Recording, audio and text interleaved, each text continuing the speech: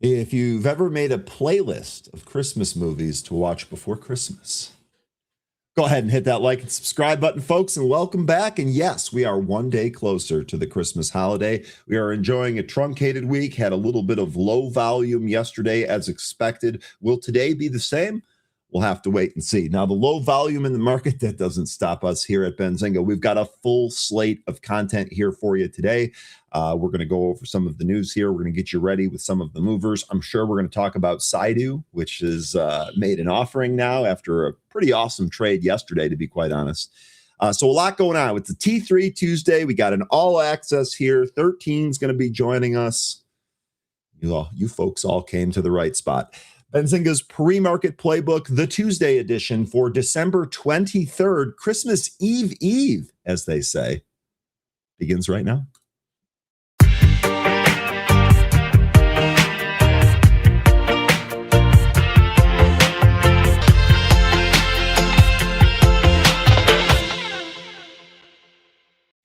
Good morning and welcome back, folks. I hope that you all had a wonderful Monday evening. And if you were waiting on some players for fantasy football, there was a lot of scoring, so hopefully it worked for you last night. We're back here today for Tuesday. It is Tuesday, December 23rd. Great to see a whole bunch of returning faces here today. Solitary Soldier is first. Good morning, Solitary Soldier. Early bird always gets the worm. Sun-Kissed Yogi, good morning. It's good to see you again. Crimp Biscuit, good morning. Welcome back. Kayla, good morning. Welcome back. Peter, good morning. It's good to see you again as always. Brent, good morning. Welcome back. Big Dave, good morning. Welcome back. City Research sees the AI super cycle extending into 2026. And water is wet. Breaking news. I think we all kind of assumed that. I think the base case is that we assumed that. I think we might be surprised if we get the opposite of that, I would imagine. As the producer is mentioning, Merry Christmas Eve. Indeed, we are almost there. Remember, truncated market tomorrow, only a half day, closes at 1 p.m. Eastern, and then it is obviously closed on Thursday. Graf, good morning. Welcome back. Yes, so fine. Good morning. Welcome back. Just one more day until Christmas. Santa, be kind to me. Santa's actually kind of been kind this entire season. We'll see, if we get a Santa Claus rally and how kind he actually is. Yeah, so fine. I would suggest leaving out cookies and milk. Pro tip. Just saying. Dan Nick, good morning. Welcome back. Azrar, good morning. Welcome back.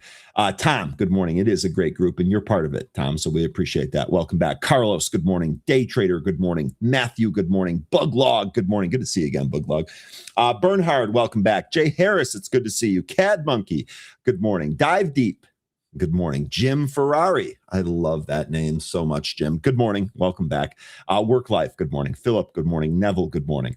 Brent said he won his playoff game. On to the next round, buddy. Ed. Good morning. Big Bees. Good morning. Empyrean. Well, welcome back, buddy. Good morning. It's good to see you again. Best Life. Good morning and happy Tuesday indeed. James. Good morning. Just passing through. Good morning. Yes, that girl. Good morning. Jay Harris, good morning. White Chocolate Mocha, good morning. It's good to see you as always. Lambo Rolls, rolling on in. Good morning. Good to see you. Fergus, likewise, good to see you. Solitary Soldier says, Merry Christmas to everyone, and I would second that. Happy Hanukkah as well. Happy holidays. All right, let's go ahead and get started with the stock market today.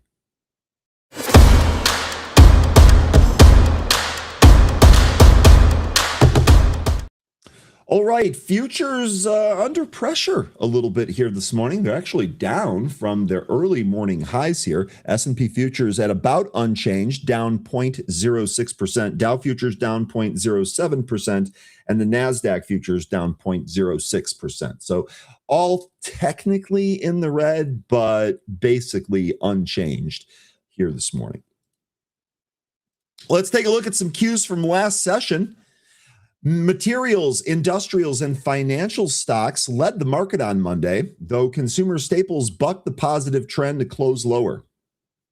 Overall, U.S. stocks settled higher, with the S&P 500 logging gains for a third consecutive session. Remember what we just said about Santa being nice to us. On Tuesday, investors await a wave of economic data, including delayed reports on third quarter GDP and durable goods, alongside updates on industrial production and December's consumer confidence. Meanwhile, in the truncated week, trading will be closed on Thursday following an abbreviated session on Wednesday, with the equity markets closing at 1 p.m. Eastern and the bond markets closing at 2 p.m. Eastern. Meanwhile, the 10-year Treasury bond yielded 4.15%, and the 2-year bond was at 3.5%. Now, we do have several stocks in focus here today. First one's going to be Parsons Corporation. This is one we don't look at often. The ticker is PSN, and it jumped 6.16% after disclosing it was awarded a contract under the Missile Defense Agency's SHIELD program. XMAX is our next stock in focus.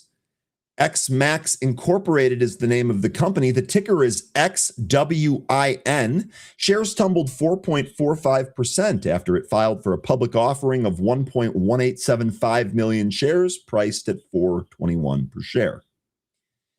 Zim Integrated Shipping Service is our next stock. This has been a shipper that we've traded on this program a number of times over the past. Ticker is ZIM. That climbed 7.29% after the company said it received proposals from multiple parties to acquire all outstanding shares, and it is currently evaluating those offers. Possible M&A in the shipping sector here with Zim. The next stock on our list is Trump Media and Technology Group. That's ticker DJT.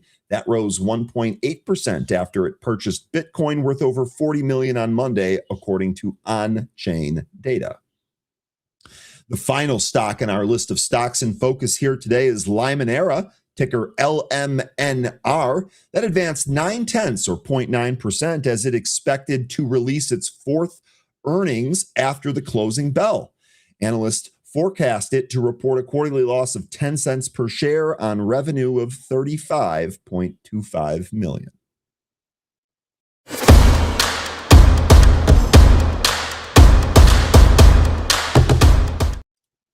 All right, let's take a look at the SPY chart as we always do. Here is your daily SPY chart. Now, as mentioned here, let's actually start with the inside, and then we'll go back to the daily here. As mentioned, we were a little bit higher here in the pre-market. We've sold off a little bit, but basically back down to flat. So I know we've moved around here a little bit. I wouldn't put too much into it. I think we're going to be waiting on some of this data here today anyway. That's likely going to pick the direction for us. So not too concerned about some of the early pre-market movement here. When we take a look at the daily chart, it becomes pretty clear what we're trying to do. Sure looks like and feels like this is going to be a grind up. Yesterday, the VIX melted pretty much all day, albeit slowly, closing near a 14 even handle. If we continue up today, we may even dip into the 13s on the VIX. SPY here so far holding above the 20-day moving average. That's going to be 681.73. We were able to close above 684, and so far we're holding above 684. So perhaps we make a run back to the high from December 11th, that high value there, 689.25. Not far away from that is the all-time high at 689.70. So both of those would be upside levels. Difficult for me to see us going there today without some type of news event. Maybe it will be some of the data that we're expecting today that will move us there, but sure feels like we're just kind of drifting up as we get closer to the holiday. Yesterday confirmed exactly what we thought, that volume was going to be light here. There are probably a lot of traders either not doing what they normally do or simply just not even at their desks. And as a result, we kind of saw lower amount of shares traded there. That's not to say that we can't find individual opportunities. We will always be able to find that. Some of them will be bigger names, some of them will be smaller names, but there should be individual opportunities today. As far as the SPY goes, looks like we're just kind of grinding up here, albeit slowly. Now, as far as the VIX goes, one of the reasons we're looking at that is because if the VIX falls into a 13 handle, this has been an area where it has bounced before. Wouldn't be shocked if that happens again. Obviously, that coincides with the end of the year here, the potential Santa rally and all of that. So we'll see if the VIX helps tell the story here this year. Let's take a look at some insights from analysts. LPL Research anticipates generally positive but nuanced landscape for the U.S. economy and stock market in 2026. Economically, they forecast a modest slowdown early in 2026 before rebounding later in the year, driven by AI investment and fiscal spending that should help the economy avoid a recession. really quickly, this is kind of where I'm at in terms of the market move. I would imagine that we probably do get a healthy corrective down move in the first half of the year. I'm not ready to say that we're going to get it in the first quarter, although I think that would probably be the best for trading, to be honest. But I think in the first half of the year, we probably get an orderly down move. That move should result in a buyable move lower. And then, again, like LPL research here, hoping for a rebound later in the year. So we'll see if we end up getting that. That's kind of where I'm at right now, but we're going to be flexible and keep ourselves in position to react to whatever the market shows us. For stocks, the outlook remains constructive, thankfully. LPL believes the bull market is, quote, poised to extend its run into 2026, fueled largely by ongoing enthusiasm, around AI and further easing of monetary policy, end quote. However, because optimism is already reflected in high valuations, gains may be tempered with a year-end S&P 500 target range of 7,300 to 7,400. We're currently just at about 6,900, so it looks like it's going to be about a 500 point to the upside move if LPL is correct there across the entire year. Of course, we'll gyrate back and forth, but they're saying it's going to finish up about 500 points there on the SPY, or excuse me, on the S&P. Strategically, LPL's committee maintains a tactical neutral stance on equities. They advise investors to brace for occasional bouts of volatility, but remain biased to buy dips that emerge. And I think this is the key takeaway here. As mentioned, we're going to see the market gyrate back and forth, but LPL here certainly thinks that buy the dip is going to stick around for 2026. Let me know if you folks feel the same way on that. The way I'm playing this is simply put, until it shows us that those buy the dips are not going to continue to work, we're going to probably keep buying dips. We're going to use risk management to make sure that we don't get too over levered in one of those positions. Within portfolios, they continue to favor growth style over its value counterpart, large caps and the communications services sector, while monitoring for entry points in healthcare, industrials, and technology. We talked a little bit about it yesterday in terms of big cap tech pulling back. I think that waiting for a possible entry or a smart entry into some of the technology stocks in 2026 makes a lot of sense. It's, of course, easier said than done. One of the things that we talk about regularly on the happy hour as well as here is where are some of those spots to add? We're going to keep looking for that in 2026, no doubt. Now, as far as today, the third quarter's delayed GDP report and October's delayed durable goods orders will be out at 8:30. That's coming out in about 17 minutes here. Also, October and November's industrial production and capacity utilization data will be released at 9:15 a.m. Lastly, December's consumer confidence data will be out by 10 a.m. here today.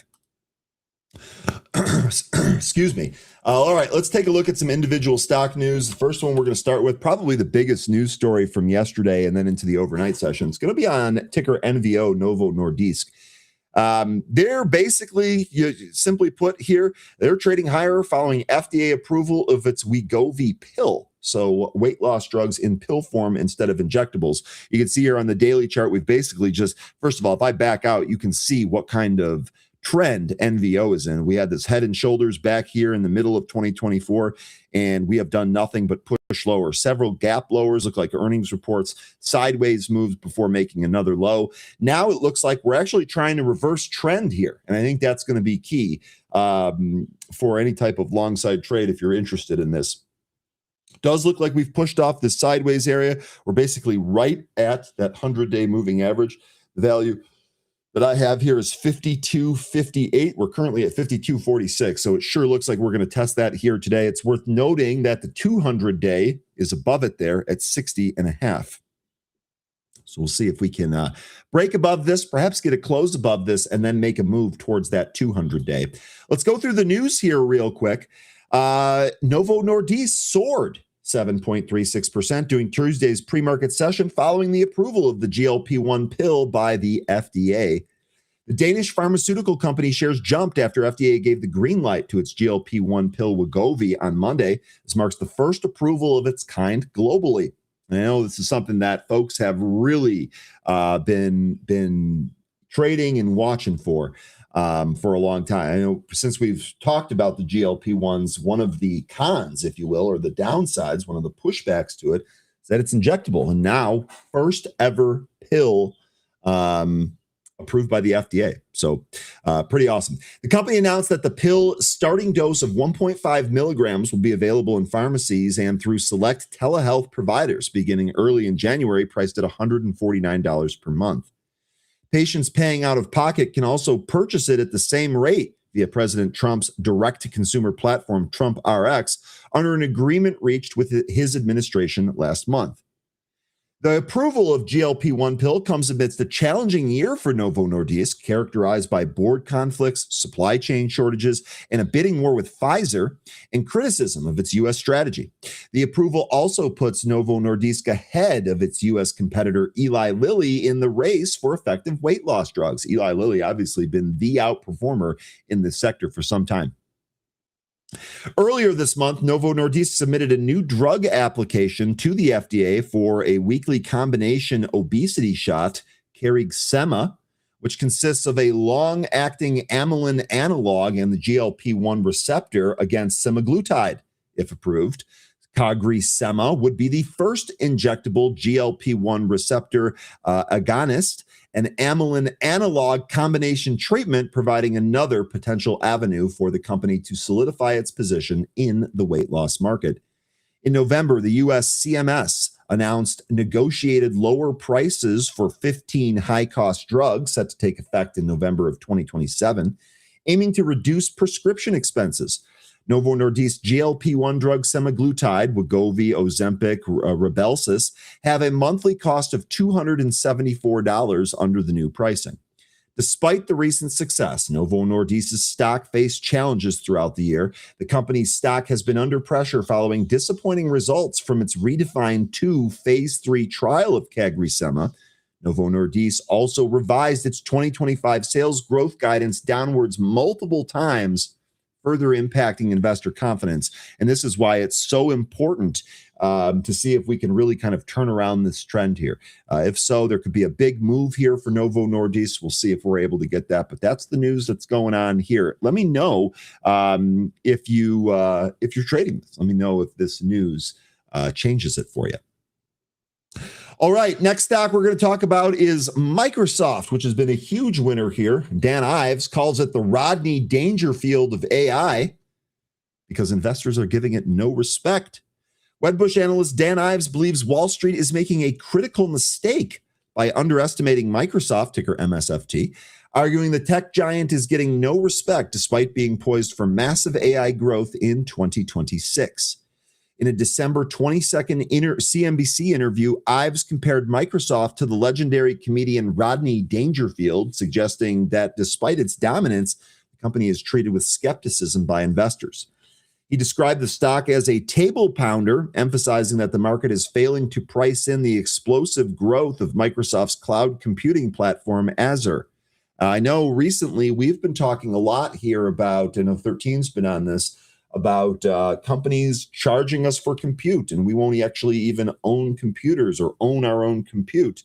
The cloud service would be a huge part of that. So if you think that that's eventually what's going to happen here, I would imagine at least at some point you have to agree with Dan here saying that the Azure cloud is going to outperform.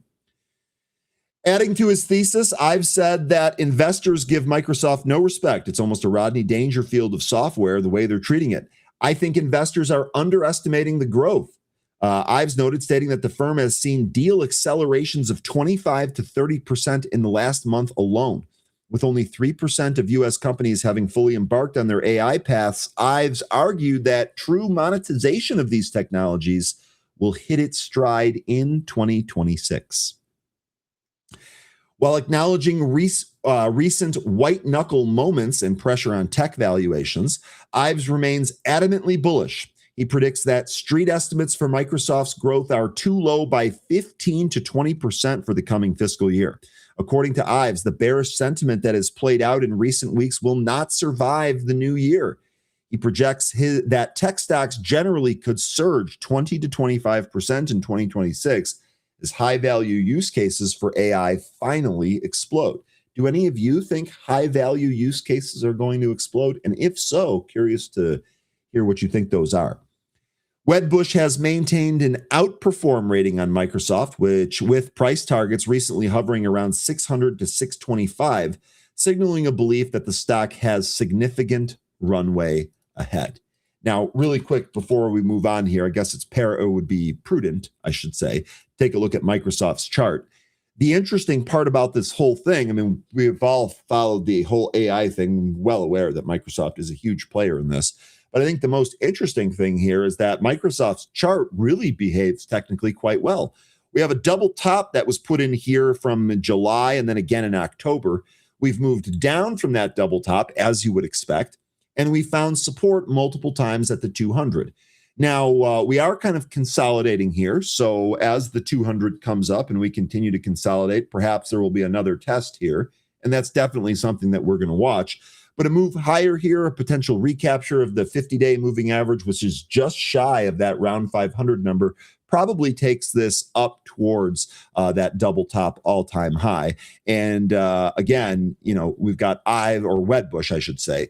They got a price target of 600 to 625. We're currently sitting here just shy of 500. So definitely a substantial room to the upside if Microsoft can really kind of find its footing and get on that track. I've dismissed concerns about an AI bubble, no surprise there, pointing to NVIDIA as further proof of sustained demand. He noted that demand for NVIDIA chips currently outstrips supply by a ratio of 12 to 1. And this plays into our whole memory issue that we've been talking about, where RAM has gone 3 times, 4 times in price recently. He says, quote, "They're not going to win next year," end quote, pointing to the bears, advising, and that's the stock market bears, by the way, advising investors to look past short-term volatility and focus on the long-term AI revolution. Despite a 15.85% year-to-date gain, Microsoft's returns fall short of the NASDAQ 100's 21.39% advance in the same period. Meanwhile, the stock declined by 0.22% over the last 6 months, but as we just took a look at, it's sitting above its 200 days. So it's actually sitting in a pretty decent spot. Again, if it can really kind of catch a bid and catch some momentum to the upside. Okay, now Christmas week, Christmas Eve. You didn't think you were getting out of here without another Santa Claus rally story, did you? Couldn't be. What's going to happen to the S&P 500 when the Santa rally fails? Strategist says, don't stop believing in Santa. Despite historical data warning that a missing Santa Claus rally can signal trouble, Chief Market Strategist of Carson Research, Ryan Dietrich, is urging investors to stay optimistic as the S&P 500 hovers just shy of hitting a new all-time high. With the official holiday trading period set to begin Wednesday, Dietrich notes that while failed rallies are a concern, the market's recent resilience suggests Santa hasn't abandoned Wall Street yet. In a post on X on Monday, Dietrich highlighted the market's swift recovery from recent volatility. He noted that the S&P 500 index was trading close to its all-time highs, contrasting this with the sentiment that there is just 3 trading days prior when the index was down 2.6% and fears were mounting that the end was near. Dietrich's commentary underscores a psychological battle for investors, the clash between fearful sentiment during dips and the underlying trend of recovery. His stance remains firm despite the short-term noise, declaring, quote, "Don't stop believing in Santa will always be my take," end quote. If you want any of his stats, as we've mentioned here before, he gives great ones. He's full of it, full of great stats, that is. That is linked right here in the article that is in the chat. Now, while Dietrich remains bullish, he acknowledges the validity of seasonal indicators. The Santa Claus rally defines strictly, I'm going to say it with my chest here. The Santa Claus rally, defined strictly as the 5 trading days of the year and the first 2 of the new year, is historically a strong predictor of near-term performance. According to data shared by Dietrich, when this specific 7-day period yields negative returns, it often foreshadows a difficult first quarter. He points to previous year, 2024, as a prime example. The S&P 500 saw a 0.5% negative, 0.5% return during the holiday window, which was followed by a 4.6% drop in the first quarter of 2025. Again, in the article that I linked in the chat, he's got a great chart, that shows many of these years with both positive and negative and how it fared for the first quarter. He goes on to say, it is when Santa doesn't show up that we should be worried. Dietrich admitted, validating the correlation between a red December finish and a rocky start to next year. However, the market, with the market currently up near 17% year to date, despite that rough start, the strategist suggests that while indicators are useful, they should not derail long-term beliefs in the market's potential. So again here, this is really good information because he's using historical data to show you that, hey, Mark Petrino talks about people are ready. They haven't started the race. It's on your mark, but they haven't said go yet. Well, Dietrich's kind of given you some of those things to look at. If you see a missing Santa Claus rally, or if we just perform poorly here going into the new year, I think it's probably safe for you to be a little bit more conservative in the first quarter, definitely in the first month of 2026. That is to say, if we're going to move lower, wait for that low move to exhaust itself and then start adding. Be sure that you have a long-term view on things, and short little blips and dips like this, that should not be enough to derail long-term views that you have on some of your longer investments. And I'm a huge proponent of that. I obviously think that's a very good idea. Keep your long-term approach intact there. So that's what we have going on there with the Santa rally and Dietrich's thoughts on that. Now, I definitely want to get your opinion on this. I want to test the waters here, if you will. Tron founder Justin Sun shared his experience with the Gemini 3 AI model on Sunday, highlighting how it's helped him fix his sleeping habits. Sun posted a video on X talking about the Gemini AI Sleep Coach, a feature of the Alphabet-owned Google Gemini Deep Research tool. First question here, does anyone use the Gemini AI Sleep Coach? I would love to hear what your results are from this.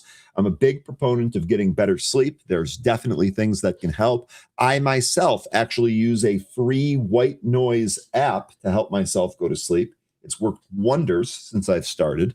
And I feel like it helps me get to sleep faster. This seems to be the next step of that, having an AI app help you with it. Sun says, quote, I used to stay up late all the time, probably scrolling. Something probably about that, I would guess.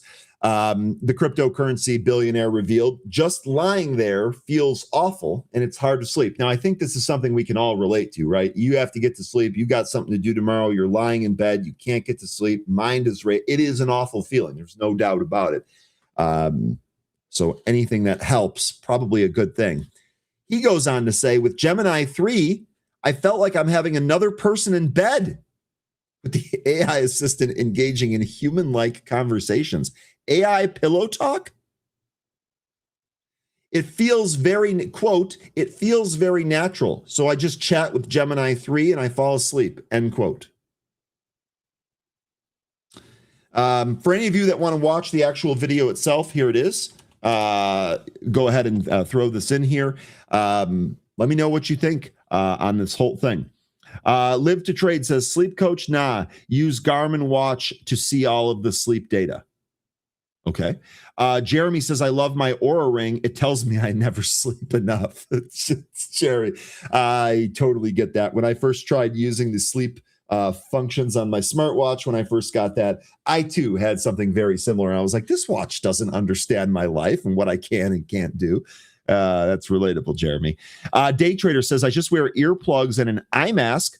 I put those on and it's game over. Can't scroll with an eye mask on. No, you certainly cannot. And that's a good point. I guess, I don't necessarily have a problem using my phone at night. In fact, when it gets to nighttime, the last thing I want is my phone. I'm generally watching something on TV or thinking about the day and tired and just trying to go to sleep, thankfully, knock on wood, thankfully, scrolling late night hasn't been a problem for me, but day trade are very practical there. I am very appreciative of that. You can't see the phone. You can't scroll. Put a damn eye mask on. Sun contrasted this to OpenAI's ChatGPT, which he describes as, quote, kind of dumb, end quote. He said that Gemini 3 handles both Chinese and English better, making conversations more natural and less awkward. Sun revealed that the positive experience led him to consider buying Google stock. How about that? Quote, it felt a bit high, so I said, let's wait. The cryptocurrency mogul changed his mind later. How much fun would it be to be a cryptocurrency mogul? Google's Gemini deep research tool based on the advanced Gemini 3 Pro model was unveiled earlier this month. It's designed to change the way AI is used for research and development, including applications such as sleep coaching. Interestingly, the launch happened on the same day as OpenAI introduced its most advanced AI model, ChatGPT 5.2.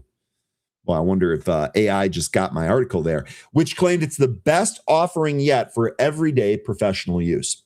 Market commentator and popular media personality Jim Cramer said earlier this month that OpenAI could fall behind due to recent advancements in AI technology, particularly the introduction of Google's Gemini 3 AI models.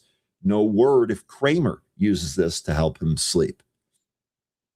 Alphabet's Class C shares rose 0.09% in after-hours trading after closing 0.88% higher at $313. We've talked about Google, where it's at, that $300 price point to whole 9 yards.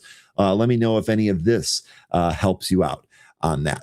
Okay, you guys are asking about data. Let's see what we have here real quick for data. We were expecting some, 2 minutes ago? Here you go. We'll go ahead and give you those prints here. U.S. GDP quarter over quarter for Q3, 4.3% versus the 3.3% estimate. U.S. core durable goods orders month over month for October, 0.2 versus the 0.3 estimate. U.S. core durable goods month over month for October, 0.2 versus the 0.3. Sorry. Core PCE prices for Q3, 2.9 versus the 2.9 estimate. So it looks like everything there was basically in line except for GDP, which was 1% higher than estimate. S&P, or really the market here, looks unfazed by this data print. It's actually exactly the same as when I first read it to you. S&P futures down 0.06%, Dow futures down 0.08%, and the NASDAQ futures down 0.09%. So basically unchanged there across the board on the back of that delayed data. All right, folks, we talked about this being a T3 Tuesday, and indeed, it is time for the one and only Scott Redler from T3. Let's go ahead and bring him on and see how he's doing.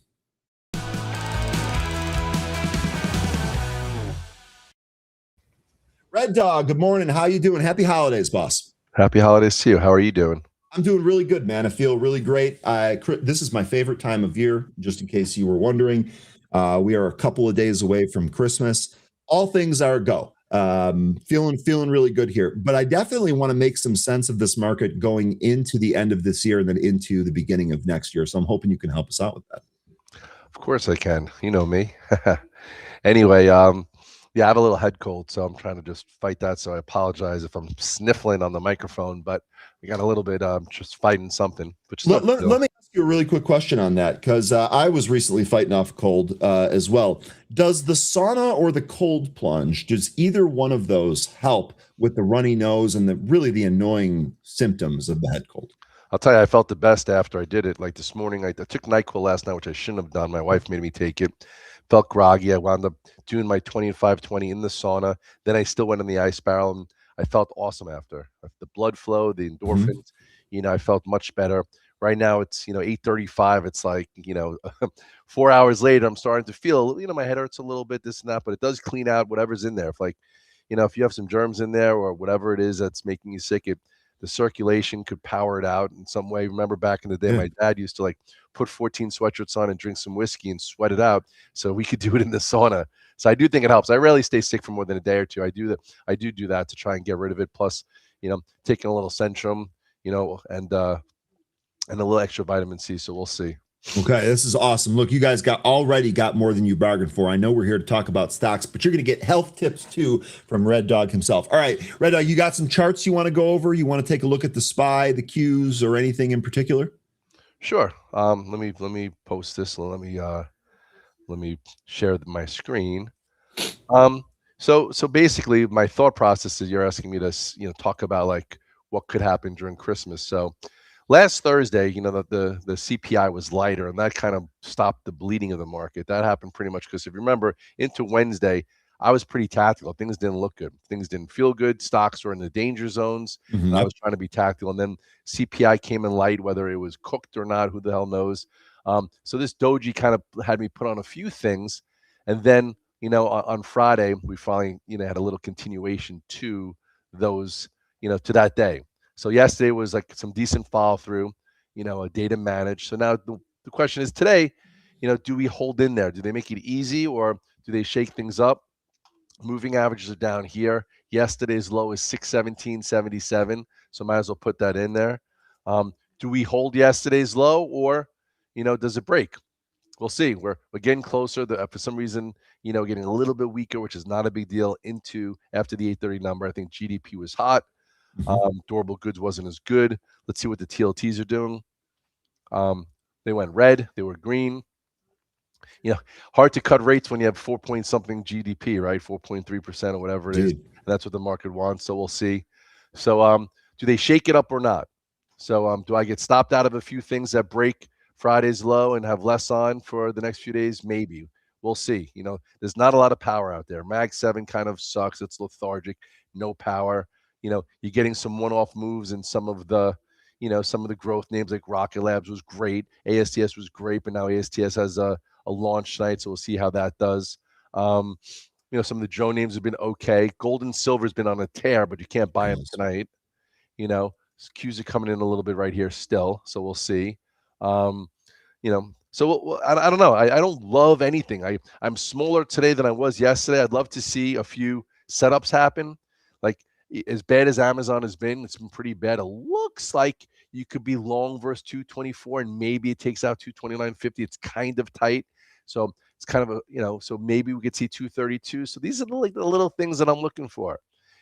Google gave you a low to be long against last week, 299. Looks like it could see 314, but there's not a lot of power. Can it hold 305? So I'm thinking, a little bit of if this, then that, if that, then this. Tesla has been absolutely fantastic, but yesterday, got a little loose and wide, whereas I thought maybe it can get to 500. Could it take out 495.24? It did, but then failed to hold it. So if you were going to put on a momentum tier at 495.24, you had to take it off when it didn't hold. So now the question is, does it break 485 to see the 8-day, which would be fine? But, from 485 to 475, if you have too many shares and you're trying to get paid in Christmas time, it could hurt a little bit. So right now, Tesla's down $1.30. So, I have some TSLL left and I have some options left. I'm going to see, is it going to make it easy to hold? They might break through it, stop you out, find support, come back above it. So I'm just trying to put in my head, how can these charts build? And, what do I want to participate with? I have an open house. So I'm trying to give guys opportunities to make money. But, if there's not a lot of opportunities, there's not a lot of opportunities. And right now the Qs are still heading lower. The SPYs down $1.13. But again, not the end of the world where we can't. Qs right now are 6, 7. If you go back to the Qs,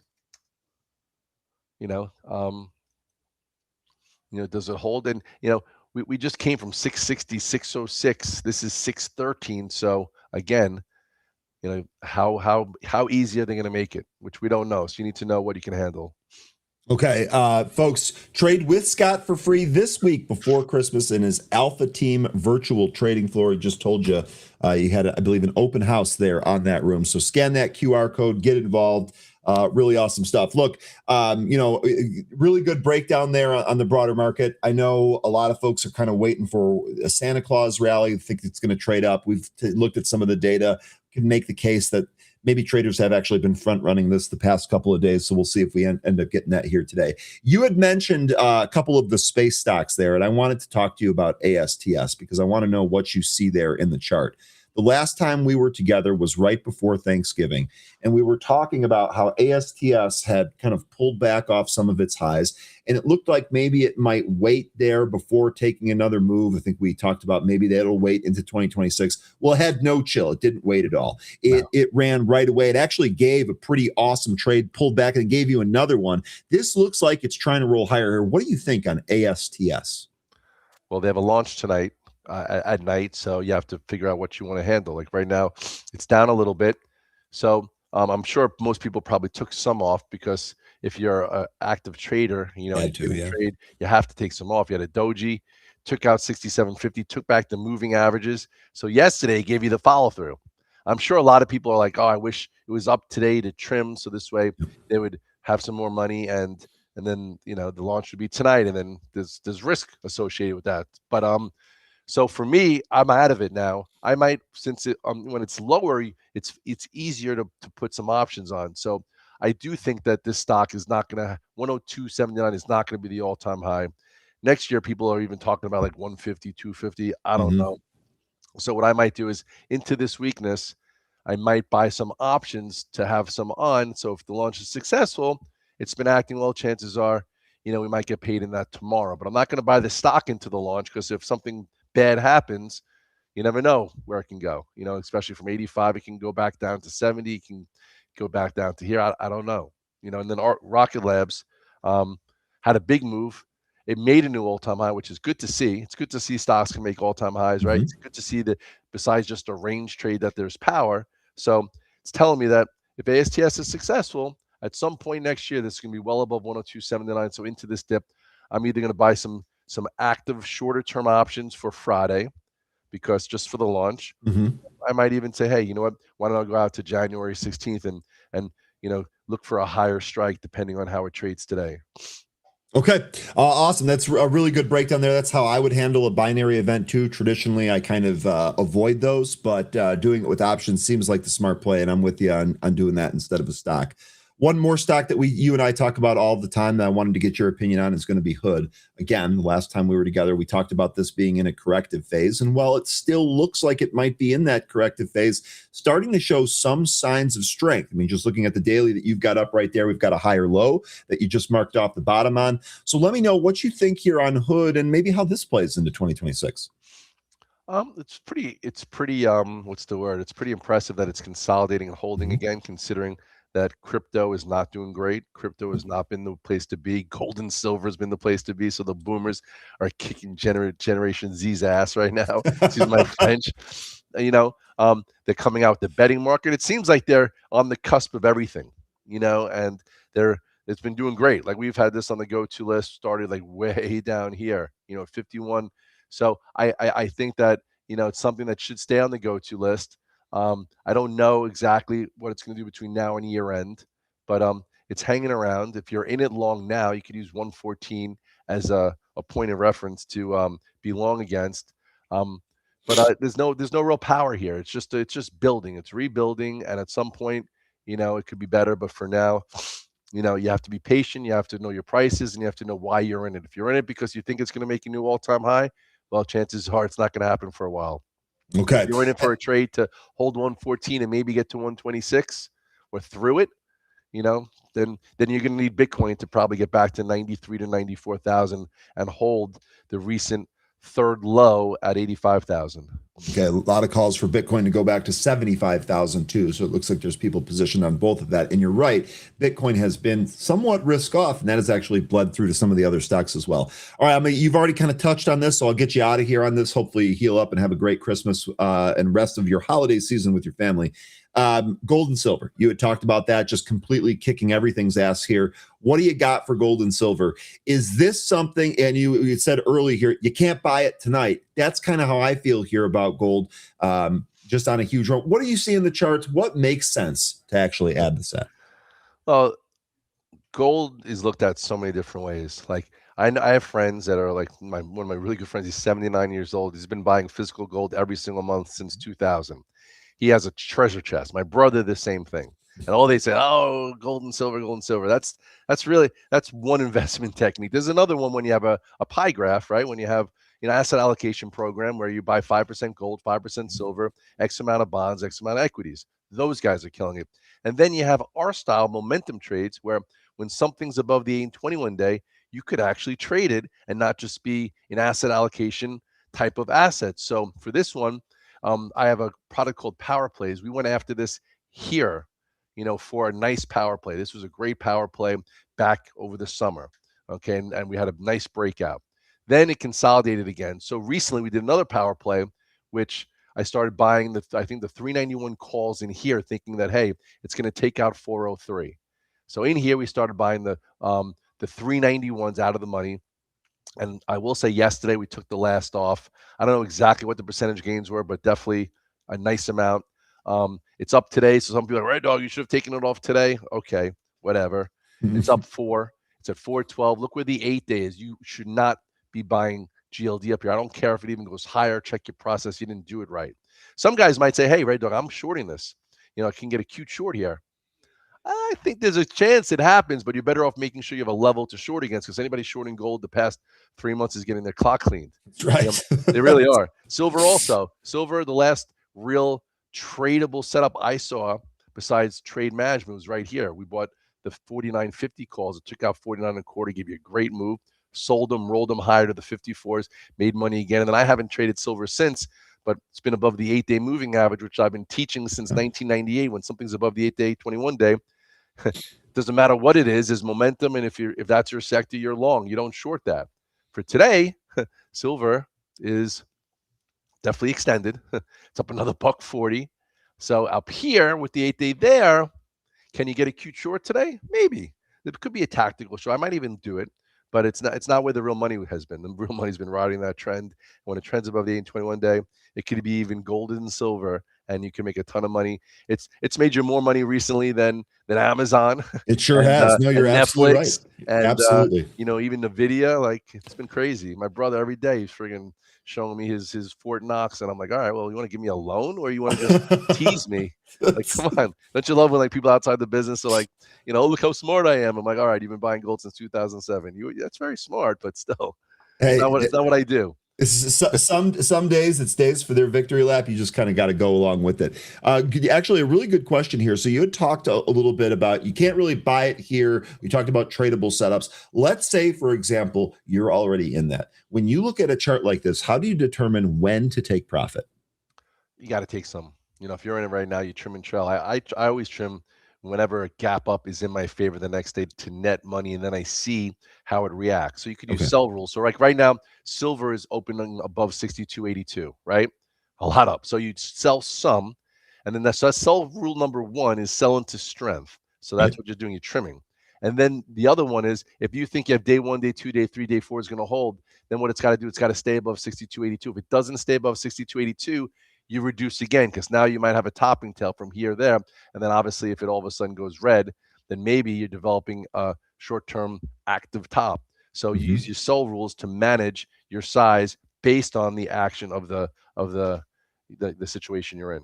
Okay. And I noticed that nowhere in your answer there did you rely on actually nailing the top. You're actually talking about what the candles look like. So it seems to me it doesn't really matter if you nail the top. Be sure to sell into strength. Really good rule there. Okay. Red Dog, you got anything else for us before the holidays? Not really. Just, enjoy your friends and family. Every day above ground is a good day. I would close your eyes right now, maybe thinking to 2026, like, what could you do different? What hard things can you do to build some maybe self-esteem to help with your go time? So, when things are moving fast, you trust your instincts, you trust your seat time. Make sure you bring yourself some selected adversity. So when adversity happens that you didn't expect, you can handle it, and that's how you move forward. Don't look for the easy way out ever, because it's not the right way out, and just become a little bit of a better version of yourself. It's a great time. It's December 23rd. And then, also give yourself a high five in the mirror for some things you did well. A lot of people had a great year. So high five yourself, but also think about what you could work on, and then write them down and be accountable to them. And then, let the chips fall where they may. Okay, that is the absolutely amazing advice. Red Dog, thank you very much. Thank you for everything this year. Happy Hanukkah, Merry Christmas, Happy Holidays, and look forward to linking up with you next year. All right. Definitely have a great holiday with your family. I appreciate you. You as well. That is Scott Redler from T3, folks. Be sure to trade with Scott for free this week before Christmas in his Alpha Team virtual trading floor. You heard it right there. Smell, great question. I'm glad he spent time on that. We get process from him. We get levels from him. We get all types of really good information. I hope that was helpful. And again, really, really good year here with the T3 crew and looking forward to that in 2026. Now we go from one great trader to another. We go from Scott Redler to 13. Let's bring on 13. 13, how'd you like that intro?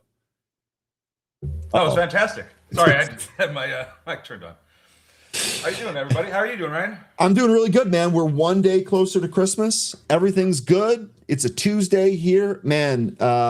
Really, really good. Really, really good. Let's dive into what's going on. We can start with the movers. We can start with anything else. I don't know if you wanted to talk a little bit. I did finally do my homework assignment. I did watch the Gamers Nexus video on all of the what's going on, I guess you could say, just to try to keep it clean. Everything that's going on, the circular investment, the RAM, the not owning our own computers, anything like that. Did you want to talk about any of that stuff at all? Did you want to mention any of that? I finally did my homework. I watched that. Well, I mean, it seems like memory could have a pretty long runway just based on that video. I mean, if Micron's all of their silicon for production for 2026 is already bought up, that's pretty substantial. So, I mean, I need to dive further into this myself, but it's kind of surprising that we're seeing all these tech companies that used to have or that have consumer-facing businesses start to close those segments and just move straight into just enterprise only. So it's kind of wild, but it's going in a direction that's very, very concerning. I think a lot of those concerns you saw in that video. So it's certainly something that I'm keeping an eye on, because if it is the case that we're going to see this demand for memory and some other chips to continue, Micron might have a very long runway into 2027, maybe even the 2030s.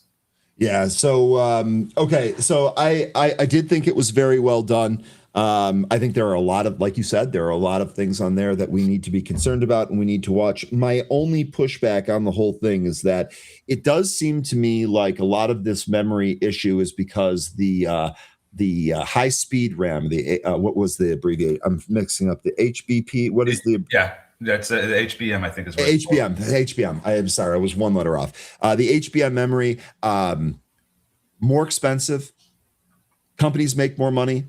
Better for AI inferencing, so that's why they're moving to that. I got to imagine that that's going to kind of be an ebb and flow dynamic, and I would still think that going forward there are going to be avenues for people to build their own computers and still use them. I know the point that you've made is at what cost. Right. That's one of the things that I'm definitely worried about too. But I don't know. I believe that that's going to fluctuate too. Prices go up and down. That's just how it goes. I do think that we were just talking a little bit more about some of the news here. I do think this whole AI theme is going to continue to play out and go into 2026. That's obviously going to affect the timelines of all of these things. And it's going to give us opportunity to trade here. So, okay, I just wanted to have a really quick discussion on all of that. I am up to speed, as they say. So, okay.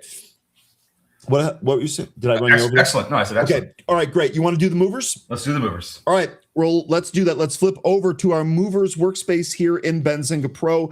I'm just going to start with this one because I already had it and it doesn't meet one of our traditional movers, and it is ticker NVO. So if you missed the news segment here of the show this morning, the TLDR Novo Nordisk shares are trading higher following FDA approval of its Wegovy pill. The side note here is that this is the first ever pill form of this drug approved by the FDA. As you can imagine, NVO is popping here. It looks like we popped up just shy of 54 yesterday in the after hours, pulled back here a little bit in the pre-market, but this already is curling. So we'll see if we can actually move back up towards those highs and get rolling. If we take a look at the day chart on this one, the big question that I have, and I don't think we have an answer yet, but the big question that I have here is the bottom finally in? because it's looked like a lot of times that Novo has traded down. Yeah, maybe the bottom's in. It might even start curling a little bit, and then nope, something else happens and drags us back to the low. So looking at where we're at now on the chart, you will notice that today, I can't even believe this, we're going to cross our 65 EMA on the daily. So the 65 EMA doesn't seem to matter what time frame we look at, it continues to rear its head here. My big question here on Novo, and again, I don't expect you to answer this because I don't know the answer myself. My big question here is the downtrend over? And if so, now we have a catalyst here. These weight loss drugs seem like they continue to proliferate. Now we've got it in pill form, which removes some of the anxiety about taking an injectable or for this type of drug. And so is this a buy? At the end of the day, is this a potential buy on a swing trade? This would be also suitable for an investment, as it's not one of the smaller movers that has a whole bunch of questionable catalysts and business practices. This is actually a real company here. So I just kind of wanted to highlight it here. 13, if you have any thoughts on this, you're welcome. If you want me to move to the traditional movers, we can do that as well. But Novo Nordisk gapping up by 8.6% on the back of the FDA approval for the Wegovy pill. For me, it's great that we're back above the 50-day SMA. We've been above here before, and we've spent maybe a month, maybe a handful of weeks above this moving average before we fall back beneath it and go lower. So I think the one I want to be focused on recapturing is going to be the 200. And that's going to be at about $60. So if we trade back up, recapture that, and start closing over that for a few days, I think that would be a much stronger signal that we've turned around. We're going up higher than just where we're at right now, because we've seen this price action before, and I don't want to say, oh yeah, absolutely, we're definitely at the bottom here. We're going higher from here.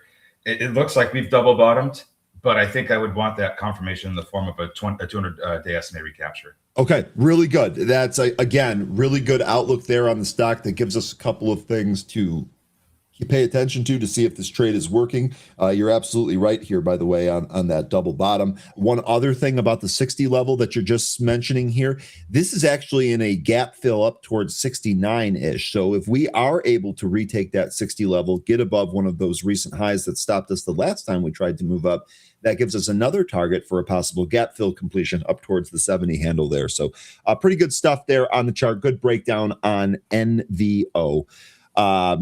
Frozen King here says, I'm not seeing how a pill can match an injectable, let alone peptide, unless the pill dose is 40x the injectable. I actually believe that the starting pill dose, it's probably in here, starting pill dose, I believe, is 1.5 milligrams.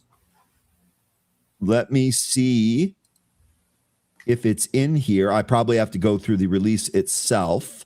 I'm pretty sure that's what it is, though. I'm pretty sure it's 1.5, so it's definitely not 40x.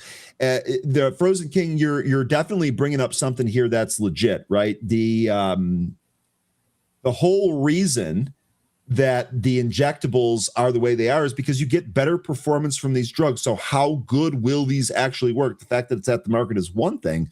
What will the results actually be is another, and that's definitely something that we are going to need to follow here. So that's actually a really good mention. Again, I don't think I know the answer to that.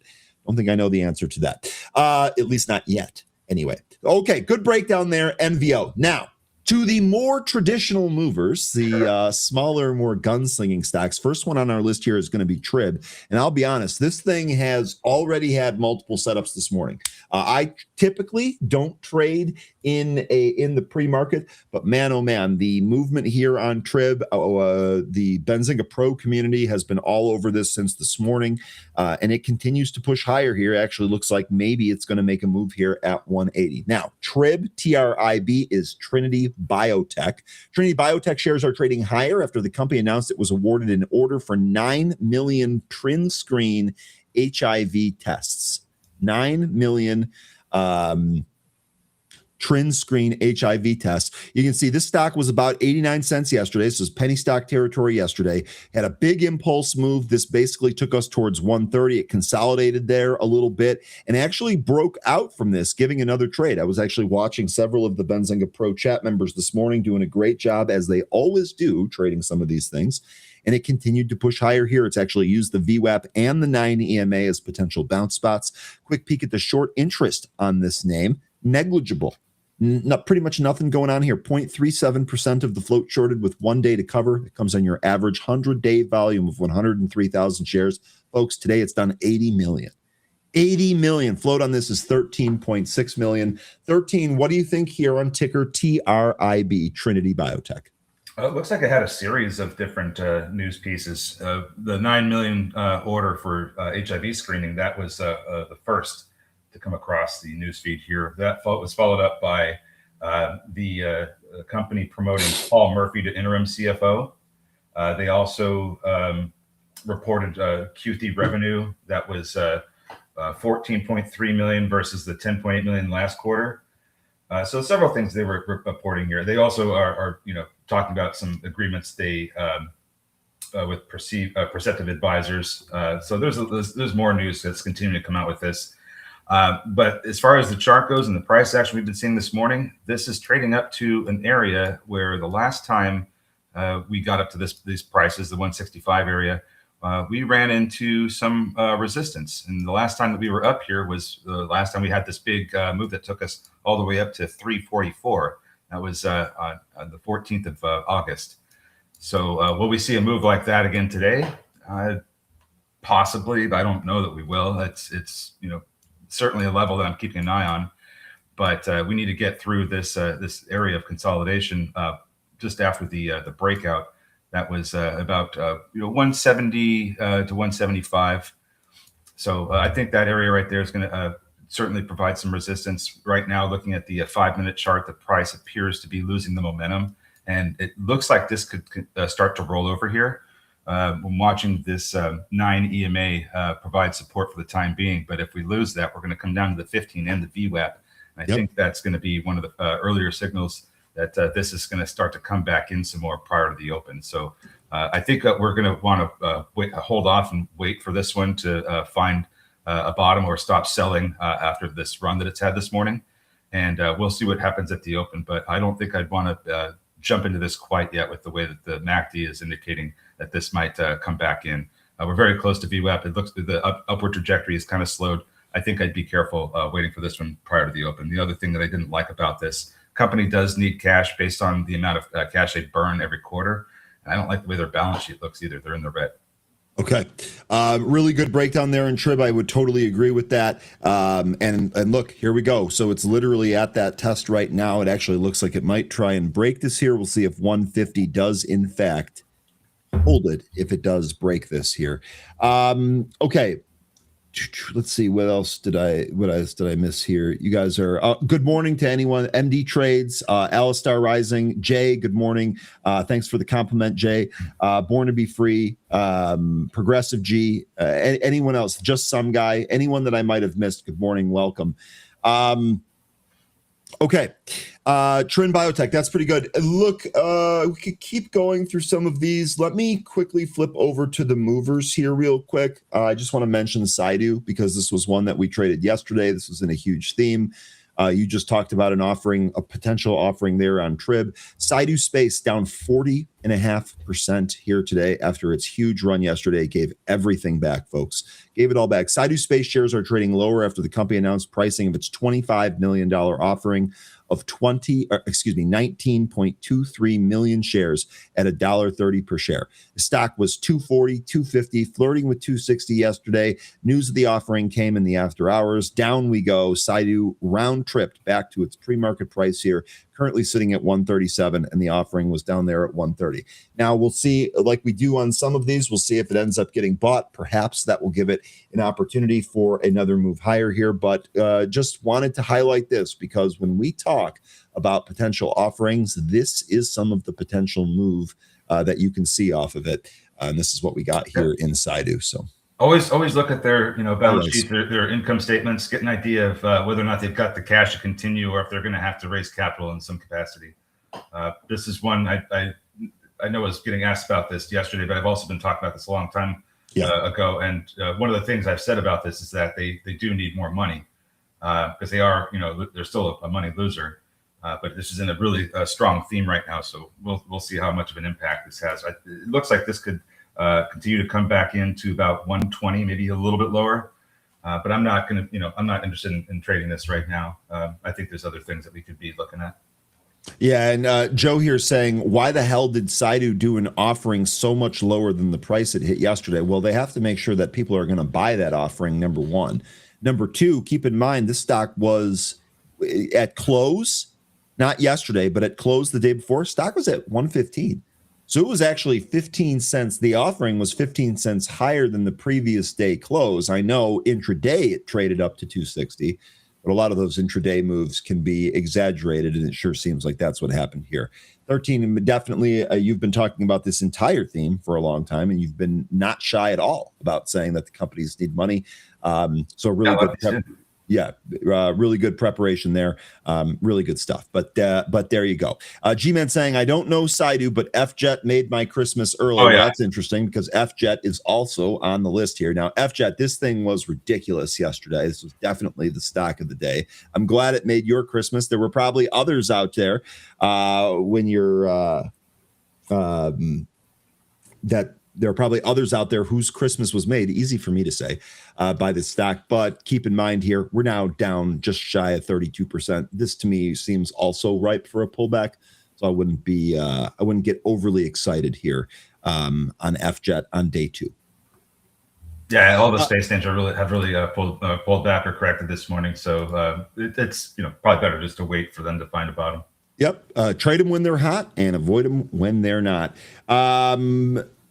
Really quickly here, K Craft saying, what metrics do you look at when you're getting a quick glance at their balance sheet to check for a capital raise? So look at their income statement, look at their cash flow, see how much they're burning through that every quarter, and just look at their cash position, since that's typically where their capital is going to come from. But also short-term investments are typically liquid enough to convert to cash. So okay. I also use short-term investments if I'm wondering where some of the cash is coming from. I look at that and be like, well, there might be some refuge for them to convert that into from short-term into cash, and then use that to keep their company business going. But more than times than not, they do a share dilution or a private placement or something to raise capital. It's more times than not, that's what you see. Okay, now really quickly here, K Craft, just in case, I can actually show you really quick how to do everything 13 just said in Benzinga Pro. He moved a little bit too fast for me to go follow along with him there, but I'll go back and actually show you the process. So traditionally, when you join us, you see us looking at a screen just like this, where we're looking at the chart. It is worth mentioning that one of the tabs above the chart is financials, and the exact things that 13 just mentioned are all tabbed there for you. So he starts with the balance sheet. The top line item here gives you cash and cash equivalents. The next line item is in fact short-term investments, which can be quickly liquidated for cash if necessary. He also said, take a look at the income statement. This bottom line here, net income applicable to common shares. This will tell you if they're losing or making money. And the statement of cash flow will also tell you how the company is cash flowing. So he reviews these statements, looks at several of the metrics that we just outlined. Again, just in summary here, balance sheet, income statement, statement of cash flows. And within those forms, you're looking at total cash, you're looking at the net change in cash, and in some cases, you're looking at the short-term investments that can be liquidated to cash. This gives you kind of a general picture where we can surmise, hey, the company might need cash to continue operations. They're going to have to make a decision here pretty soon. None of this is fortune telling. We're just kind of looking at the data that's given to us and trying to make the best possible educated guess as to what might be next. And everything that Ryan said is absolutely correct. And the other thing that you would want to look at with the company is in their news feed to see if there's any news about capital going to the company in one form or another between their earnings reports. Remember, all that information is not updated daily, it's updated quarterly. So there might have been some kind of development happen between that time. You also have to look through the newsfeed to see if there's any potential for them to raise shares. They may have filed to sell shares. That's not going to show up in your balance sheet or anything else. So you do have to look through the newsfeed as well to see if they are planning this or making that step in that direction. One thing that we've also looked at is, NASDAQ compliance or NYSE compliance. Compliance is a really big indicator as to whether or not a company is going to have to raise capital. If they go through if they have to go through that entire situation with the exchanges, and in order to stay on there, they have to meet with them. They have to put forth a plan. There's a lot of different nuances that go into that, but almost all the time they're going to end up reverse splitting and raising capital via share issuance. Okay, and really quickly here, you can actually use the newsfeed tool. I was just looking at the details tool, which contain all of the financial forms that 13 mentioned, but you can also use the newsfeed tool and its advanced filtering capabilities to do some of this work for you. So in the case of Saidu, what we would do is we would start with a ticker filter, so we only see news for that particular stock, and then I would layer on some of those keywords. So can you give me one or two of those keywords, 13, that you were just talking about? Compliance. That we'll just do that. So compliance, we can actually do this, and then I would change or add compliance as a keyword, and then I would change the operator here from or to and. This is basically telling the system, hey, the news needs to be about Saidu, and it needs to contain compliance somewhere in the news. And here now you have a much more filtered news feed that makes it. There it is. When we say go through the news, one of the quickest things that you can do is limit how much news you have to go through. This is how you do it with Benzinga Pro. Now, you were saying here, there it is. January 10th. January 10th. 2024. So this is right important. This is extremely important. These two filtering capabilities allow me on page 1 to see all the way back to January 10th, 2024. And in fact, Saidu Space regains compliance with NASDAQ minimum bid requirements. We chose compliance as one of the examples here. The reality is you can do this with multiple examples and multiple keywords. And look what happened before that. They announced a 1-for-100 reverse split. That's the very next highlighted line beneath that. Here it is, right down here, December 18th. So they went just under a month between those two pieces of news, 13. Excellent. Excellent little kind of digression there. I love when we can. This is like the whole teaching someone to fish instead of giving them a fish. To me, that's far more valuable for you long term to learn how to do some of that stuff. 13's not magical. Sorry, I'm not trying to insult you. You're definitely magical, but you don't do anything. I know a few tricks. You don't do anything here that's not possible by everyone else. Yeah. The reality is these are learned traits and behaviors. Y'all can do the exact same thing. Okay, let me get back to the movers there. Really nice digression. I appreciate that. Next one on the list here is going to be Hi-Ho. We've traded this one a whole bunch before because we've made all types of jokes about hi-ho, it's off to work we go, and everything else that comes with this silly ticker. Its stock was 80 cents yesterday. It popped above $1.60 here today. Looks like it's coming back to the VWAP and the 9 EMA, which are kind of stacked on top of each other. The news that we have here for today, Highway Holdings plans to acquire 51% of Region Feinbau Aderman GmbH. This is going to be a European company. I don't know what it does. They're targeting to close this transaction by the end of March 2026, so about 3 months away. And again, there looks like they're taking a 51% stake here. It's a German Holdings Eyes German manufacturer in growth bet. What do you got for me, 13? Yeah, it's a German company in the automotive sector. I didn't read too far beyond that, so I'm not sure what section of automotive they're in, unless it's the actual Regent vehicles that that you see over there in Europe. But it's interesting because Hi-Ho, that's obviously from Snow White, and that's a German fairy tale. So interesting that this Chinese company would go with ticker Hi-Ho, call themselves Highway Holdings, and then seek to acquire controlling interest in German automotive companies. I don't think this bodes too well for Germany, but this is what the company wants to do. So, best of luck to them. The company itself has a float of, just a little more than 3 million shares. Only 13% of the float shorted. I'm sorry, I must have a wrong reading. It says, okay, now that's right. Never mind. It's negligible short interest. The financials indicate that this company doesn't really make a whole lot of money. They don't really lose a whole lot either. I don't know where the money's going to come from. But remember, this is just a letter of intent to acquire. So there's going to be some more information to follow, I'm sure. But as far as the financials go, doesn't look like it's anything too special there. I really question where they're going to get the capital for it, unless it's somewhere in the news that I just haven't seen yet. As far as the chart goes, this is looking like it's trying to get ready to push up to the higher right now. But the MACD is also indicating that momentum has slowed. So I don't know if this is going to get back up over 160. It might push in that direction, but I don't know if we're necessarily going to come back up and make our way through there with the way that the momentum is slowed. If buyers stepped in here and start lifting this back up now, maybe there's a possibility. But this one looks like it's also going to just be like a trend. This might sink a little bit lower as we approach the open. And I think I would wait and see what this ends up doing. But in the after the open, but it might give us a trade prior to the open if it can recapture the VWAP here. Okay, and then really quickly here on average, the stock's a ghost town. Trades 15,000 shares. It's traded 31 million here today. Float is 3 million on this, so it can very easily be pushed around. There was a couple of questions that we were getting requests for. We were requested to look at VELO when we're done with the movers, and then somebody wanted an explanation of silver and golden crosses. The silver and golden cross was taken care of. Thank you, chat. Oh, okay. Looks like they've got multiple explanations that are spot on from other chat members, so I think you're good there. We talk about that plenty, to be quite honest with you. Yeah. We can keep rolling through this here real quick. I only had just a couple more on here.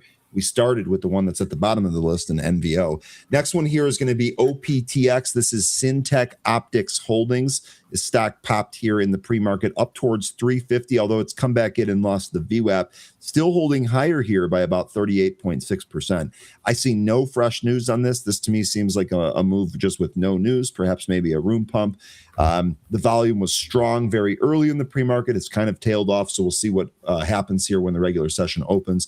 This stock, too, very little short interest on this, 0.36% of the float shorted with 1 day to cover. On average, it trades 200,000 shares. Today, it's traded 26 million. Float on this is 6.2 million. Do you have anything on this one, 13? I think, I didn't cover this one, but just looking at what this company does, and I just did a quick search to, answer my own question. But apparently, this is also a supplier for sensors and LiDAR optics and a number of other sensing and vision components for drones. So I think that's why we're seeing some of this movement here today. It looks like it could be on the back of the drone theme. We've also talked about how sensors could be an interesting thing going into next year, not just for drones, but for also robotics. So I think that's what we're seeing some of this movement here for. Now, I don't have any proof that that's exactly what's happening here, but we've talked about this potentially being a theme. That we just had the drone stocks move, so I'm looking at through a lens of coincidences, I guess we'll say. And I think that's why we're seeing this movement here. I mean, the last time that this had news, they were it secured an order to supply lightweight, high clarity AR optics for U.S. warfighters. So it's also in headsets as well. So aside from that, I don't know what's going what's pushing this today. You look at the chart here, I can tell you what's going on with that. It looks like with the financials, they're not profitable, but they seems like they go back and forth between profitability. They do have revenue, and they do need cash. That's the only other thing. As far as the chart goes, this had a much better time earlier this morning. We have since given up a lot of those gains. It was up at 343. It has since come down to and found support around 253. And it's trying to recapture the VWAP right now. So if it manages to do that, I would think that, let's say it does recapture VWAP and start trading up into the open here, I would think that there might be some resistance coming at the 290 area. That was the support we had before we dropped off at just before 7 o'clock this morning. And I think if we trade back up there, that's going to be a resistance area. Okay, really good stuff there. OPTX. The next two here are going to be, one of them here is on NVO. It's literally the levered ETF, so there's really nothing to cover. We've already talked about that. The next one here is going to be TIVIC. This, I didn't see any news for 13. I don't know if you have any or if the chat has any out there. I don't see anything fresh for this. And then we had a Form 4 here, but it looked like those were just options that were converting. So you'll have to let me know. Otherwise, though, TIVIC here, this spiked up to 3, gave a lot of it back. We are beneath the VWAP and some of the other moving averages. A quick check on the short interest on this name, just in case. 2.34% of the float shorted with 1 day to cover, comes on an average 100-day volume of 61,000 shares, done 32 million here today. And the float on this one, 1.6 million. Do you have anything here on TIVIC? Not seeing anything except for a couple of Form 4s. I don't know if that has anything to do with the movement here today. It doesn't look like it got a whole lot. I mean, let me look at the chart and just quickly tell you what I see. But it seems like we got this out of nowhere move. And then it just came right back in, and that's that. I don't know how great this is going to be. This one looks very similar to the last chart, coming back up, getting some support from the 65 EMA, turning back up towards the VWAP. I don't know if it's going to even get back up to the VWAP, but if it does, looks like there could be resistance around 260. So we'll see if it even gets through that. But yeah, it's turning back up. So maybe it does well after we open, but I don't know how high this is going to go. Okay, and I am trying to get Jerry. Good morning, good to see you. I'll try and get you those SPY and Q levels. I'm sure 13 and I can do that. And I am trying to get to a very quick discussion there on the shipbuilding. I've got 9 minutes left here. We got to move fast. I'm going to try and do that here. The only other mover that I had is one that we've talked about recently. It's going to be SOC. This is Sable Offshore. We have several folks in here that are actually familiar with the company itself. There is news on this here today. Sable Offshore shares are trading higher after the company said the U.S. Pipeline and Hazardous Materials Safety Administration approved the restart plans for the Los Flores pipeline system. That's driving SOC higher here. It looks like 950 is the resistance here. Surprise, surprise. That was the resistance area that we talked about the last time that this stock gapped up. It really could not move above that in any meaningful way. This, again, is going to be on deck here today. Just a quick reminder on the short interest for this name, in case you're interested, 27.81% of the float shorted with 5 days to cover. This meets our high short interest criteria for both of those metrics. So 13, do you have anything here on SOC? Yeah, I think that 65-day EMA is going to be an important level to keep an eye on. That value has it's a value of 1040. Yep. And it's so $1.40 away from where we are. I could see the price climbing up there in that direction. We are seeing the 65 EMA continue to climb while MACD is kind of descending, but it seems like it's approaching a leveling out. While at the same time, the price isn't doing a whole lot of downside. It's more just sideways. So that's encouraging, I think. And as long as we can continue to hold above, I would say 880, then it looks like we might be able to curl back up maybe either before the open or just after it and try to shoot for that 1040 area. So 967 still the high in the pre-market. That's going to give us, I think that area right beneath it around 945 could be a resistance area, but I think it looks like this is trying to turn back up. The news with SOC seems pretty good. I guess the only other concern I would have is, what's the leadership in that state going to do? Because I know that they're very anti oil and gas right now. So hopefully nothing, and Stable is able to pump out what they're allowed to. But I think when it comes to the problems in that state, it's coming down to the refinement. So I don't know if this is going to be able to alleviate those energy problems they're having over there. Okay, if we do break this technical area, there is squeeze potential with the high short interest on there. All right, really quickly here, wanted to do some levels here, and then we will finish with the shipbuilding conversation as we head into the open. I'm going to go ahead and start here with the SPY. For you, Jerry. I gave these earlier here, but basically what I'm looking at on here, not really a whole lot on the SPY. A couple of key levels here today are in fact, the moving averages. First one here is going to be the 680-174. Should be a downside support level if we continue to weaken here into the regular session. I would also keep your eye on 683. If we look inside the SPY towards yesterday, 683 basically marks the bottom where we bounced from yesterday. We're a little bit weaker here today. I would say that if that gets taken out, we probably are going to go test this 680-ish level. This was another level that we have seen be a key level both in support and resistance in the past. So I'd be looking at 683, 680 on the downside, and then of course keeping your eye on the 20-day moving average as well. Of course, my chart just broke as I was trying to do this. Of course, that's what happened. I mean, of course, that's what happened. I have a previous all-time high of 685 and 54 cents. That seemed to have given us a little bit of a resistance area to watch for. It certainly was active yesterday. So if we do manage to push back over 685, I'd be looking at that area for resistance as well. There's only two all-time highs above that, the current one and the previous one of 688.91. Don't know if we're going to see those prices today, but I certainly think that 685.54 is on the docket. Okay, and looking at the Qs, we have kind of a similar shape here on the Qs. So the Qs actually kind of led the weakness yesterday, at least it felt like that. We're currently sitting right above the 20-day moving average. I would definitely want to take a look at the 617.78 level. I think if we lose that, we're probably going to roll back over. The 20 and the 50 seem to really kind of be right on top of each other right now. So these values very, very similar. We'd also be looking at the 610 breakout level. I don't know if that we're going to get down there today. And then ultimately here, what happens the next time we're at the 100-day. 13, I'm going to have you give some levels here on the Qs. I will be right back, I promise. Oh, okay. Qs. I mean, to me, it looks like we're just kind of, compressing. We're putting in some higher lows. We're putting in some lower highs. We haven't seen the high since October 29th.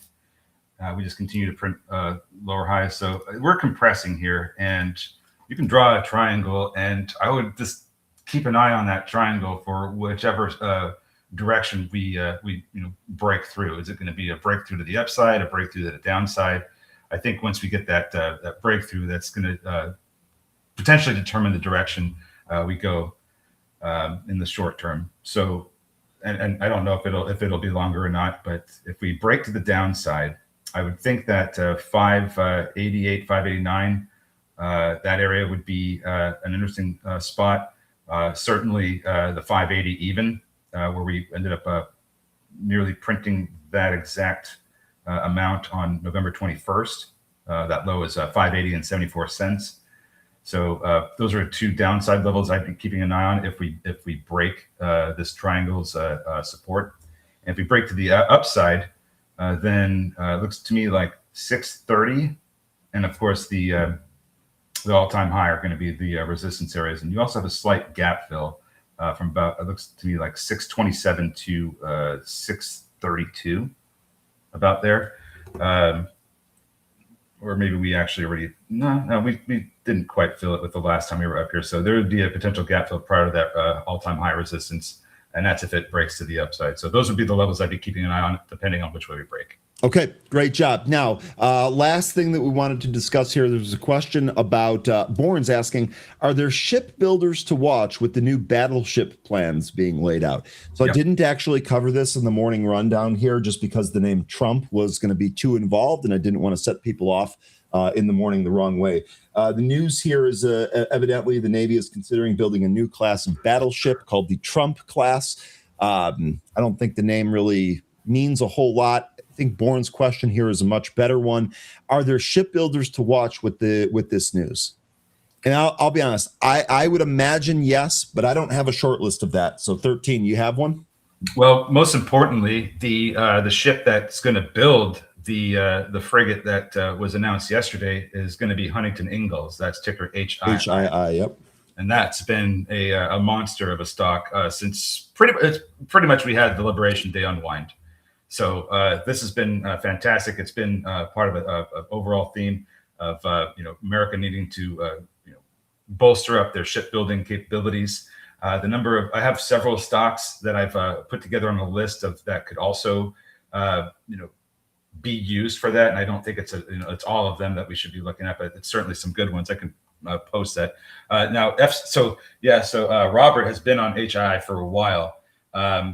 FCX, that's more on the minerals side. Copper in particular. Yeah, so that's not necessarily shipbuilding, but it's definitely going to have the materials that are needed for It's shipbuilding. going to be used in shipbuilding, no question. Here, I'll just post some of the ones that I have here. FCX has been great. Here's some there's some tickers for shipbuilding that I came up with when I was looking at that. A lot of these companies, they're going to be on all different sides. So you're going to have Shinhan. That's going to be on the financial side, but they are involved in shipbuilding. Market is open, by the way. Yeah, we're open, by the way. And you have General Dynamics. They build ships. Lincoln Electric and Boom. Those are in the shipbuilding space, making the welding materials and the armoring for ships. Anyway, take a look at that list. Tell me if if you like it or not. I'm going to try and find some more. Let's get to this market. And I'm sorry, I need to also get to VELO as well. Real quick on that. Jet, really quickly while you load that up here, Jet Okay. AI, this popped a little bit in the pre-market, came all the way back in, is ripping right ahead of the open, pulling a little bit since the open, but JTAI, another one of those movers there. All right, what did you want me to go to? So I was asked about VELO. We just lost. Right. We just lost the 200 EMA on the 5-minute. If this continues lower, I see support at about 1350. The next level beneath that, I'd probably look at 1250 after that, and then you also have support area at about 1225 from previous days. So those would be the next 3 levels at the downside for ticker VELO. Okay, really good stuff. While 13 was giving that breakdown there, Trib did try to move towards the 175 pre-market high, got slapped there pretty much right at it. It's moving a little bit lower here. Now, it is still holding the 9 EMA, that value 162. Again, 175, the high value there. Actually, it looks like we just broke through that. We'll see if we get some support here. 152 is your VWAP on TRIB. OPTX trying to push higher, looking for $3. That was a nice little break there above its VWAP on OPTX. Rocket Lab not making new highs compared to yesterday, but it's still trading within yesterday's candle. OPTX looks like this is going to go for 3 here. It actually used 3 as support earlier in the pre-market, so we'll see if we can get above this here, OPTX. And then 13, did you see the news on Zim? No, but I imagine that we're going to see a lot of shipping companies do really well. What's going on here? The news here on Zim is that we have multiple proposals from multiple parties interested in acquiring all outstanding shares. Zim is currently evaluating all of those offers. So it popped. Nothing's for sure yet. It is holding here. Zim actually moving here right off the open, and OPTX right at 3 and through on 3 on OPTX. OPTX doing pretty good. Ondas doing pretty good here. OPTX next resistance spot that I see on the chart is the high from, what day is that? October 23rd. That's right at 315. OPTX 315. Large seller at 310 as well. I do see some orders out at 315. Larger orders out are at 303, 310, 320, and 330. SOC really coming in, looking for support down at the 200 EMA on the 5-minute. Lost that. Geez, what's going on here with SOC? Zim, by the way, struggled with 22 right there. There was a big seller there that pushed the price down, but it's right back on here on Zim. All right, so maybe Tivik gets some support here at the 200 EMA. This volume doesn't look great at the moment. Trib just kind of going back and forth. We'll see if this holds above that 9 EMA. It got support from the 15 EMA just a moment ago, but it's this more or less sideways. Hi Ho is getting some support from the 15 EMA. This is trying to turn up now.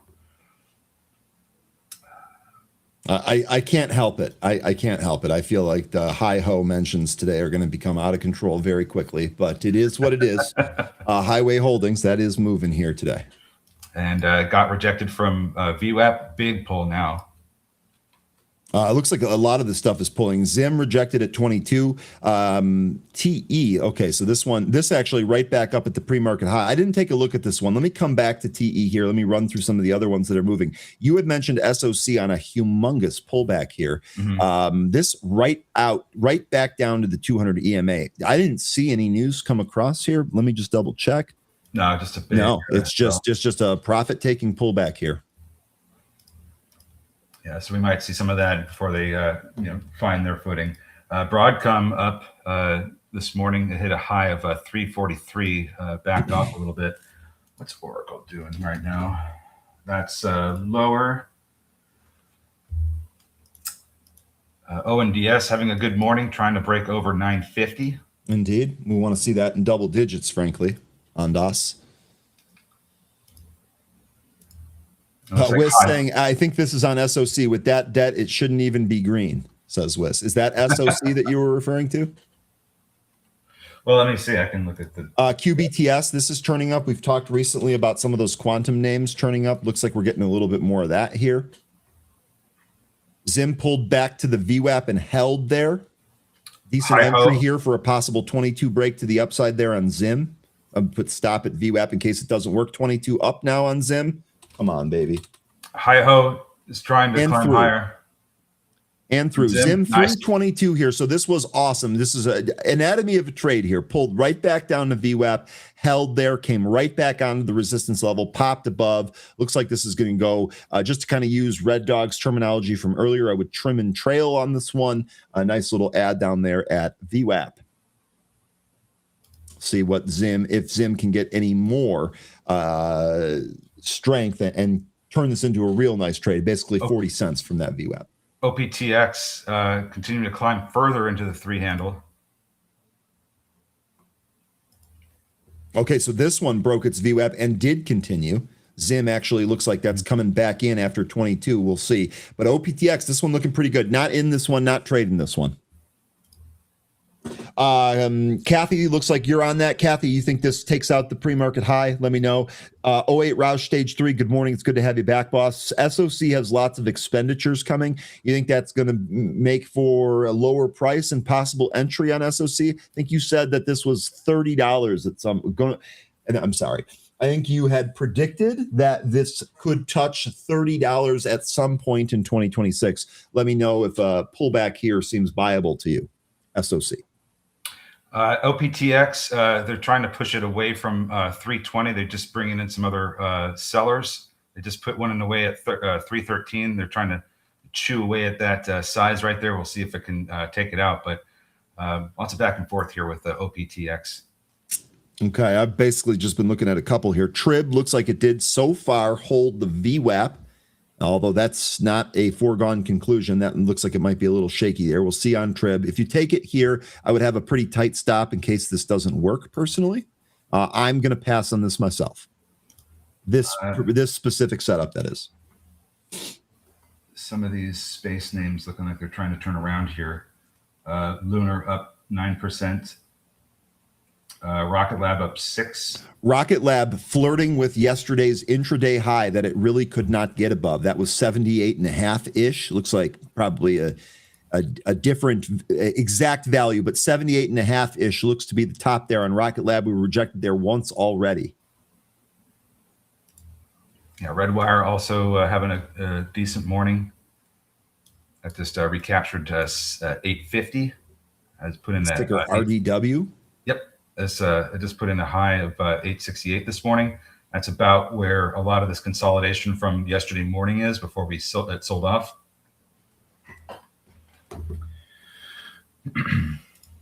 OPTX, this is still trying to hold over 3. NVO, this is trying to hold above the 65 EMA, trying to recapture the VWAP. Is anyone taking the NVO trade? Does anyone like the news on the Wegovy pill here for a swing? A day trading, I'm sure some of you will day trade this back and forth. I'm more interested here. Does anyone like this as a swing? The inflection SPAC is continuing to climb again. 1650 is now the high. That's ticker CCCX. I had one extra C in there. Not ripping out of the open here. 08 Roush Stage 3. Appreciate this. SOC, yes, buying the dip. Fall, baby, fall. Okay, so I love it. You have familiarity with the company, very specific plan, and you're going after it, and I appreciate that. Lion here does like NVO long term. So Lion, is this something that you're playing with a leap option like you sometimes do? Are you buying shares of this because you don't have an idea on the time frame? Let me know how you're approaching that. By the way, that market, I know we talked a little bit about some of the delayed data that we got earlier here today. Market looked like it moved down ahead of the open. Since the open, we are right back up to the pre-market highs. The Qs look the same on this as well. OPTX approaching the pre-market high. That's 343, current price 330. Very nice moves here on OPTX. Oh, yeah. This is one of the better ones this morning. Now, we could also try and draw a trend line from the highs in the pre-market, and that could give us a bit of a target to shoot for. There's no guarantee that it gets up here, but it does kind of visualize where this could potentially run to. Bang, there it is. Yep. Yeah, we're already beyond the pre-market high now. 350, 354 current high. If we follow the trend line, and this continues higher, this thing might end up in the 5 handle. But like I said, there's no guarantee that could happen. Okay, and appreciate this, Lion. I had asked you if you're buying shares or leap calls on NVO. You had specified you're buying shares, and you also added that MRK is another stock that you're adding on shares. I would imagine you're probably dollar cost averaging these stocks and have a longer term view on these stocks. Oh yeah, Okay, good stuff. MRK. He and I are big time on. That's not just a pharmaceutical company, but probably one of the better drug companies that are out there right now. Anyway. No, that's good. And work life, this is exactly where the thought process is going. And I absolutely love this. NVO, short-term gain. This is why I was asking more specifically for a swing trade than a day trade. You're hitting it. NVO, short-term gain. Lilly will get their approval in Q1 and squash them.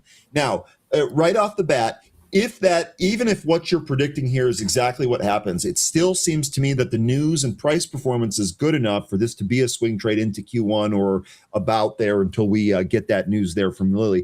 Do you have any idea when their approval is due or anything? That I don't know off the top of my head. That actually would be a really good research spot. But if you know that off the top, let me know, because that might also help determine the time frame of said trade. But really good mention here. I think Lilly's just going to eat them up. That's what we've seen so far. No indication that that's changed yet. Market continues to pound the highs here. 685 now as we continue to move higher. And looks like we are just a little bit beyond that previous all-time high that I mentioned earlier. The 685.54, we're at 685.70 right now. So we did push past that previous all-time high, but let's see if this current candle, this 5-minute candle, or this, I'm sorry, hold on, I'm on a daily chart. Let's see if this, this current 5-minute candle can close above it.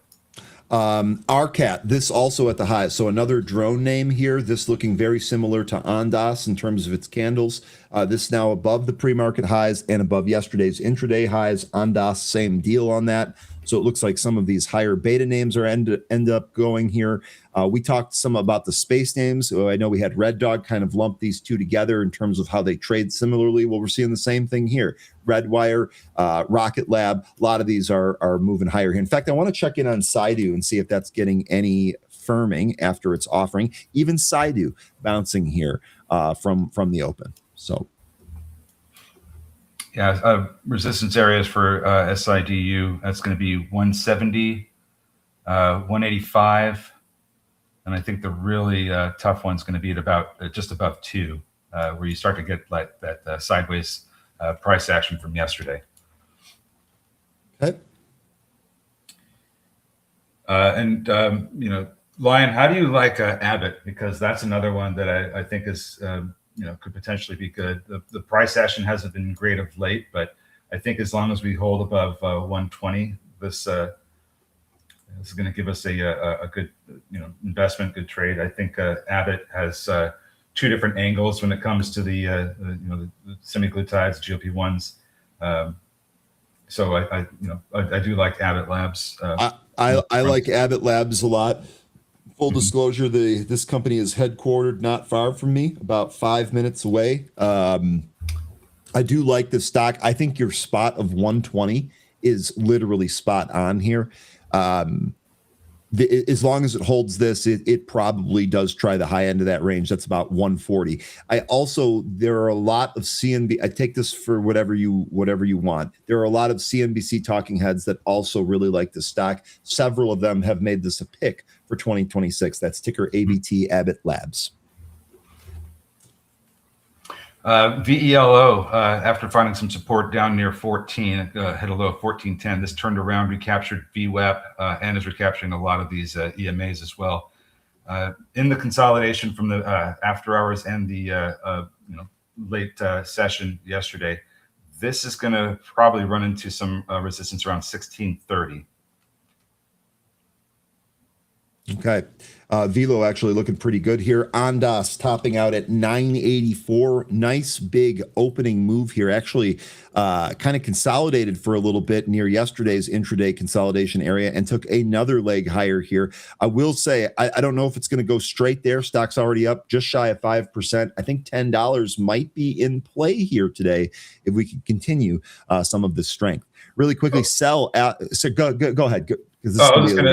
I was going to answer Lion. The thing about Abbott is there's the two big things that I like about them is they are really big into diagnostics. So I think that's going to be a big theme for on the medical side for people, especially that with GLP-1 that are on GLP-1s. And they also have nutritional supplements and drinks like Ensure. So I think that it's like a 1-2 kind of punch. When it comes to dealing with the adverse effects of semaglutides, peptides, and GLP-1s. So, and I know we've also kind of talked about the restaurant theme on some of those GLP-1s. Yeah. It'd be interesting to see if those end up moving down in sympathy with some of the news here about a pill, which basically means more people are probably going to be on this thing, to be quite honest with you. So I wouldn't be surprised if there were some ripples that kind of went through the market on that. Okay. And yes, Velo 3D has a ton of stuff in space. As a matter of fact, I think pretty much most of those Raptor 3 rockets, Raptor 2 rockets, boosters that you see on Starship are 3D printed by Velo. I don't know how many of those components are all made by them, but there's a significant amount of their components in space. VLO can be pretty important to the 3D printing space. I'll give you some Planet Lab targets there in just a second, Jeremy. Will it follow Rocket Lab's lead into price action? You're talking about Planet Labs following. They're both in the space theme, but they do two different kinds of things. So Planet Labs is more of like a satellite imaging company, and Rocket Lab is sending all this shit into space. I think Rocket Lab has a much better upside than a lot of these other space names, simply for the fact that they're going to be one of the tapped sources to get all their components in space. So right now, SpaceX holds a dominant lead in that area, but Rocket Lab has a significant advantage over other competitors as well. I keep citing the Virginia launch site for U.S. defense exclusively, but I also talk about their Neutron rocket, which is going to compete with SpaceX and their Falcon 9. So I think once that, to play with words, gets off the ground, that's going to be, it's probably going to follow more along the course of SpaceX. Now, the big thing with SpaceX between Rocket Lab is that Rocket Lab doesn't have, Starlink, which is a massive, massive revenue driver for SpaceX. But I think they will be getting a lot of work to put in the numerous amounts of satellites and other components into space, because it's not going to be just SpaceX that does it. Okay. Really good stuff there, 13. A couple of other things to mention here.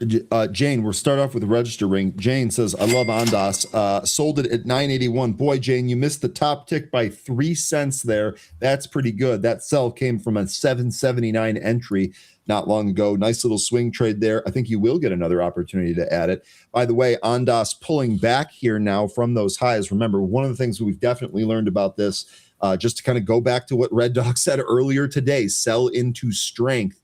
We see this stock rip and then pull back quite a bit. Don't chase those breakouts. Really good stuff there. H&H Tactical mentioning IVVD, which is one that we did not cover on the movers list here. It had a pretty uneventful pre-market, but this thing had a pretty huge day yesterday. IVVD is moving on a catalyst here today. Invivid announces initiation of the Declaration clinical trial, a phase 3 placebo-controlled pivotal study for one of its drugs, a vaccine alternative antibody to prevent COVID. So that's what the news on IVVD is here. Stock is up 1.3% so far. Does look like $3 is your resistance area there on IVVD. And this is, they also announced the initiation of the, it looks like there's another drug. No, that's the same one. I'm sorry. It got fast track designation, the VYD 2311. This is, they also announced that this is in phase 3. So when I see stuff like that, I go to their financials. Do they have the cash to keep this going? They burn through what? They've dropped their cash burn rate significantly. They have increased their revenue. So I guess those are some positives. But it looks like they, at this current burn rate, based on the last reported earnings, they've got about maybe two years worth of cash at this rate. Real quickly, SOC, good call. Roush stage 3, buying the dips. Well, boy, that thing pulled all the way the thing pulled all the way back down to 8 and bounced. Basically, went right back to where it opened. Dollar range here already on SOC. And this is now trading above the 50-day SMA, and we want to see it hold above the 50-day SMA. What value do you have for that? I have 769. 769. Okay, perfect. This thing at 868 right now, so we got a full $1 there that we would like to hold this above. This would eventually lead to a silver cross. It's probably going to be, it probably won't happen until next year, like early next year. But it also depends on how high this climbs in between that time. But the 20-day SMA is curling back up. It's got its sights locked in on the 50. I would probably say it's only going to be, several weeks before we see that crossing at this rate, as long as the 50-day SMA or the price holds above the 50-day SMA. Trib going lower, 65 EMA is next support. Hi ho, still trying to figure out if it's off to new highs it wants to go. I was waiting for that there. EUDA, this is another stock up 46% here today, accelerates longevity strategy with the launch of a comprehensive stem cell therapy platform and first clinic in Shenzhen, China. Okay. Let me look into that, because if the things I've been hearing about what's going on between the Thailand and Cambodia conflict is very concerning. And now that I'm hearing about longevity research out of China, I'm just like, okay, well, how many people did they ended up ending for that? Anyway, look into where the scam center that was bombed by Thailand and Cambodia. Very disturbing things happening in that complex. I don't know if this has anything to do with it, but man, let's see here what we got. Central therapy platform, first Shenzhen. I wonder where they got their research from, or if if it has any ties to Cambodia. I'd have to read through this, but yeah, absolutely take a look at what's going on in that conflict right now. Scary stuff. Okay, that's actually maybe you can text me some stuff to get me up to speed on that. By the way, Lion, excuse me, I'm getting it all mixed up here. Lion was mentioning Google here. This is another one that we talked about. Google strong out of the gate here with the rest of tech and the rest of the market. Google here right up to 315. Here's a look at the daily chart on Google, which we were just looking at. This looks like maybe we are making a move back towards 325. Hi ho, finally off to new highs. It wants to go. 168 is the current high in the pre-market. It just pushed up to 160, not too far away from the move. Okay.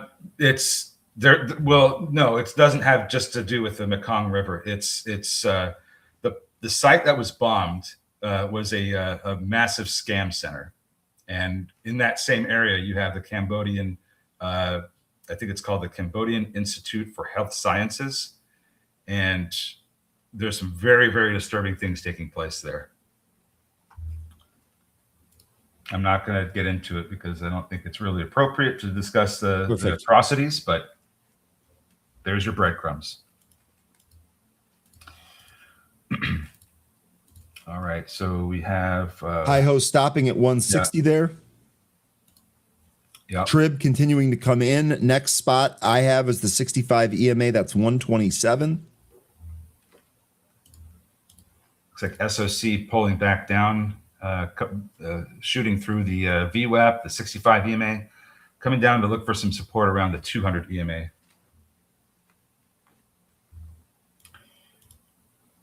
Lots of pullback here. What's the broader market looking like right now?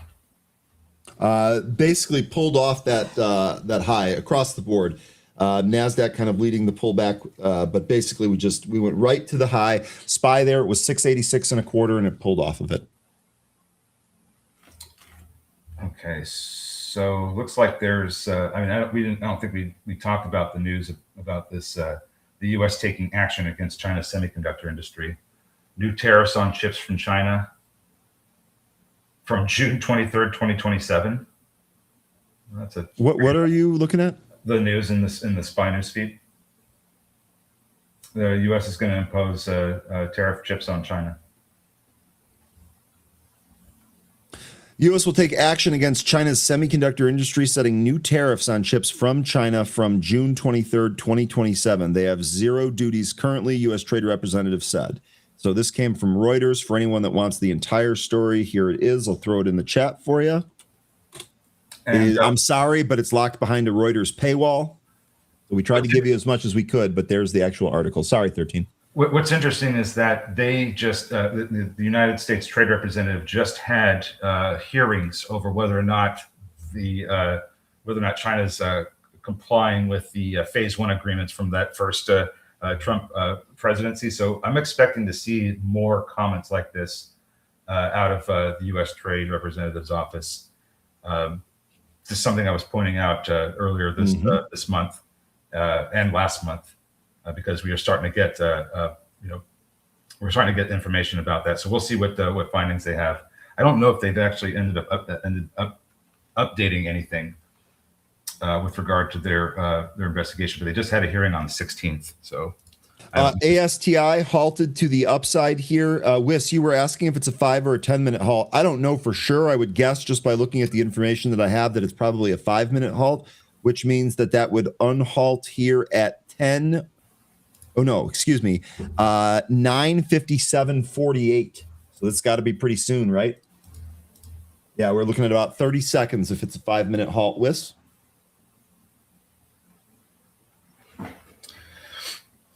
Yeah. 685 doing its best to hold right here on the SPY. We mentioned that as a key level, that in 684.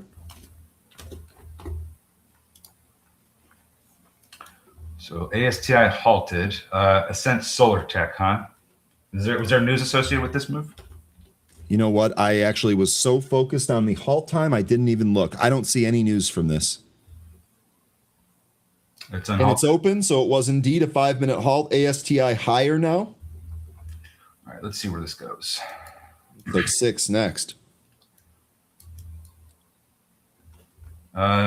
So looks like, I don't know if we'll end up seeing this, but the really big area of consolidation that could provide resistance is going to be about $9. This is where it was bottoming in last year in April and July before it lost this level later on that month. So I think if we look at what's happened, if we take into account the prices, the supply zone here from last year, that's going to probably be where this party runs into some trouble. ASTI halt number 2 this time happened at 9:58:13. So if this is another 5-minute halt, we're looking at a resumption time of 10:03:13. ASTI halted at the highs 6:05. Dan Nix says, I've had ASTI for 5 years. Hopefully I can get out. Dan, I hate to even ask, but what's your price? I'm going to be rooting for you. That's for sure. What a Christmas miracle that would be. Unload the bag at green. 5-year bag, that would be a hell of a Christmas gift. Nice little move here, though, ASTI. I don't see anything interesting yet in the options, although actually this is a Google put trade here that expires next December. So the expiration is the December monthly. It's the 350 put. Trader bought 268 of them. That is deep in the money. Spent 1.59 million. $8, Dan. Your price there on ASTI, $8. Tell you what, we're only $2 away. See what happens out of this halt. Are you definitely going to wait for 8, or would you consider unloading at a small loss? And if you don't want to answer because it's too personal, that's fine too. I'm just wondering the thought process there of managing something like that. So looking around for some names that we can trade, because it looks like a lot of the stuff we're looking at is just slowed down or red. HYMC having another good day. Lots of back and forth. We also have, it looks like, I want to say some of the cannabis names are doing okay.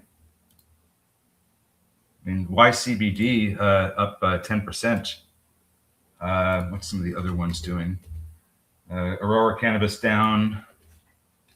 Tilray is down. MSOS is, it's flat. But YCBD, not having a bad day. This one seems to be the outlier. CGC also lower here, 130 on CGC. Yeah, up 30. I would like that too. Would like that. I'm actually going to be deep frying it. I bought a brisket this weekend at Costco, and I'm doing brisket for Christmas, and we'll have leftovers, and it's going to be awesome. Up 30. You're absolutely right. We're going to have some mashed taters with that. Oh, Zach, give me a time check on how long it took for us to get to food today. Because I know Zach's watching it. OPTX. Oh, man, that's funny. Dropping. Yeah, this way. I don't have any open positions. The ones I've traded today were Hi-Ho and OPTX. That's really all I've touched today. Yeah, it hasn't been a great morning here for setups. That's for sure. Yeah, OPTX I think had the nicest move out of the gate here, so caught that as it recaptured the 3 handle. Blaze Rhino says it took us 2 hours to get to food. Zach says I can give you a recipe for super mashed potatoes. I've got one and I love them, but why don't you send it anyway? I'm never against checking out other people's recipes. Thinking about it, I think YCBD, because it's probably the one that has like the lowest float, I think, out of all those cannabis movers. I think that's one of the big reasons. It's one of the ones I was flagging everybody in happy hour about. If we see any of these names in the cannabis sector get hit by crack trading, it's probably going to be one of the lower float ones like YCBD. So maybe that's the reason why it's going with when the others are not. There's a lot of sideways price action right now. Yeah, it looks like that initial market pop there and then the pullback kind of did us in. I mean, it's not over, so we'll see what happens, but definitely pulled back off that spot. 686 and a quarter exactly on the SPY. We actually lost 685, so we'll see if 684 next is able to hold us. We're getting durable goods and consumer confidence information. Well, we got durable goods already. Consumer confidence just came out a few minutes ago. That's lower than the estimates. Here, so Zim, this was my only trade of the day here, which I'm obviously fully out of here. Zim did pull back, so unable to really get much above 22 and hold it. Pulled back here to the 200 EMA. That is so far supported it. That's about $21.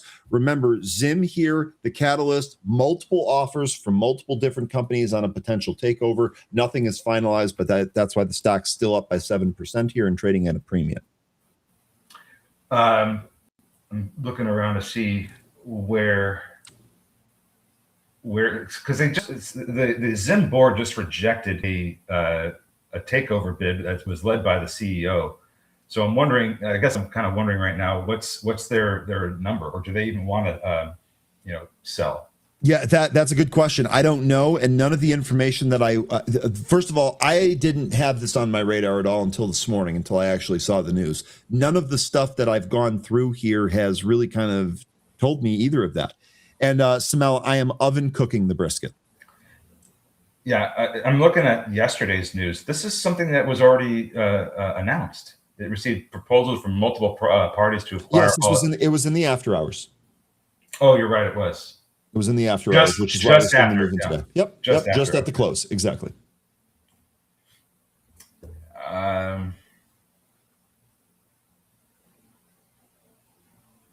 Yeah, just looking through this, I'm not sure. This is what it was said. There is no assurance that any transaction will occur as a result of this review of the proposals received. So what that tells me, 13, is that they're not in a hurry to do this, and unless they're blown away, there might not be a deal. I think my read through on the lines. It's starting to sound like they're holding out for a much larger offer. Yeah. Yeah, that was a good mention there.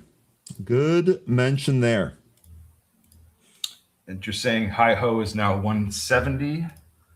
Oh yeah, look at the hi ho. We're off to new highs we go, and 193. There it is. Well, if you Saidu might be curling here, by the way, back through the VWAP. We'll see there on Saidu. 150 is the level that we talked about. That's where it's at right now. Pulling back from that 193 area. If this comes back up and tries to push higher, I think that consolidation from earlier in the year, last year, around $2 is probably going to come into play there. So just pointing that out. Don't know where this is going to end up settling out for the highs, but we just made a new one, so probably not done yet. And OPTX trying to turn around and recapture VWAP. Trib is still going lower. 65 EMA is not too far away.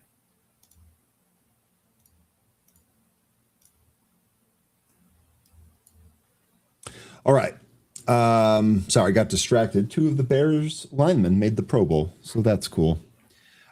Eat Travel Trade. Zim has $25 in cash per share. So yes, he's holding out for a more reasonable offer above 30 likely.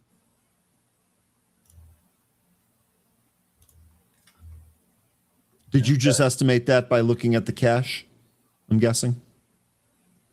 Divided by the number of shares outstanding. No, I'm saying for he's just trying. He came up with a price level here. Mm-hmm. And he said they have $25 worth of cash. So they're certainly not going to take an offer for under the cash. So he's estimating here 30 or higher as a potential bid that they would like.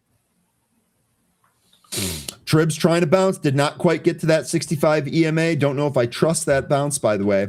A lot of stocks pulling back here too. Ondas basically pulled back that entire move. Jane, I'm going to give you another register ring because that was a really, really good job getting out of there. You're getting your wish. It's coming back in. You should be able to add it again.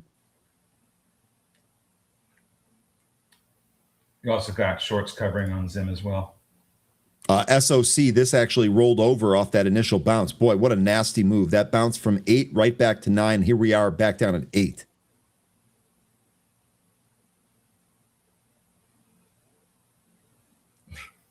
NASDAQ basically pulled all the way back to its low here from this morning. SPY's doing slightly better. Dow doing better still. PayPal, rough day again. Man, that stock cannot get out of its own way.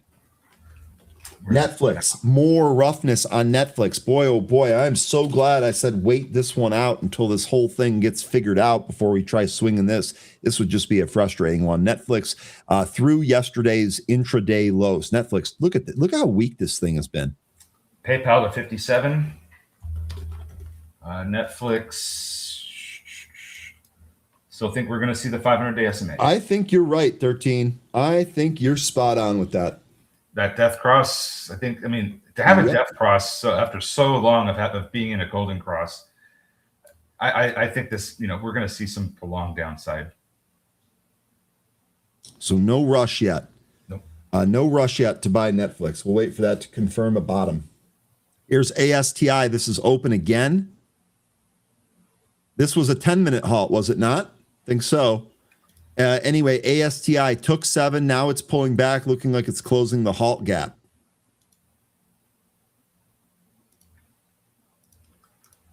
Man, the illiquidity is wild. Oh, Data Vault, by the way, this is really sinking today. This is lower than, actually, it's about to hit yesterday's lows.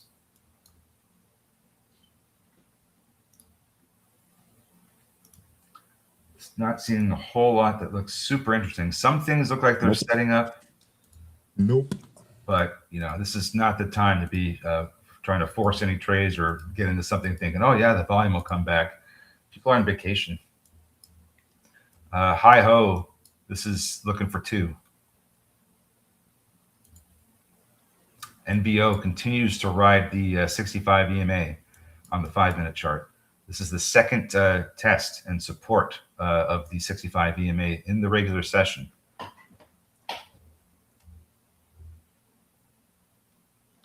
Looking to recapture VWAP. Go ahead. Big B's saying, don't be a hero. I would indeed agree with that here today. Look at Hi-Ho, though. Going for 2.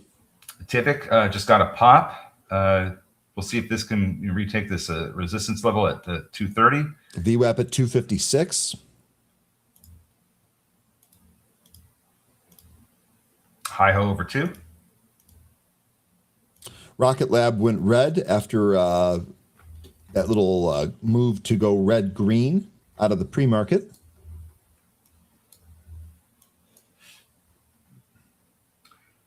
Yeah, I think because it was such a big resistance area, I like 70 as support.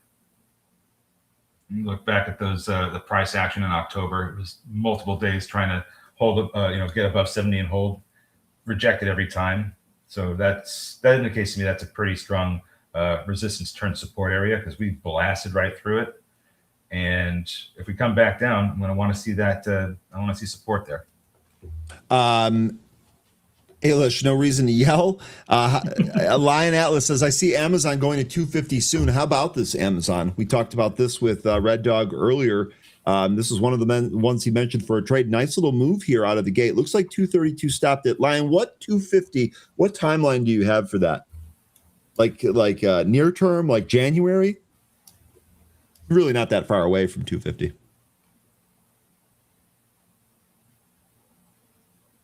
We were just up there last month. So I guess looking at this, the move up to that first time in November up to 250 and getting rejected makes me think that the next time that we come up there to 250, maybe it doesn't get through, but if we continue to hammer that 250 level, we're going to break through it easily. So it just looks like it's one of those situations where the more you just attack a particular level, the sooner or later it just gives in. So you're looking at next month? Okay. Now, is that do you think that runs into earnings or it runs after earnings? Because that's I think that's when they report, right? Or is it February? Let me look. That is February 5th they report. Okay. Well, we do get earnings season beginning next month. Late January? Okay, so then that would be a run into earnings. Trib turning around. Volume, remember, volume's low in these, so just be careful if you're going to try and trade a large seller in the way at 152. Daniel here, my broker blocked Hi-Ho when I wanted to buy at 144. What broker is that toss, Daniel? Hi-Ho 221 is current high now.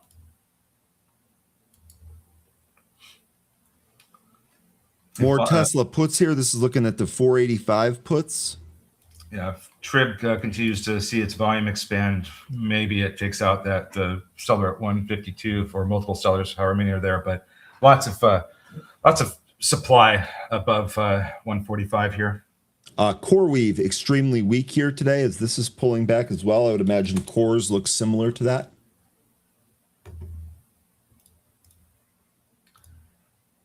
Kit. Nautilus Robotics.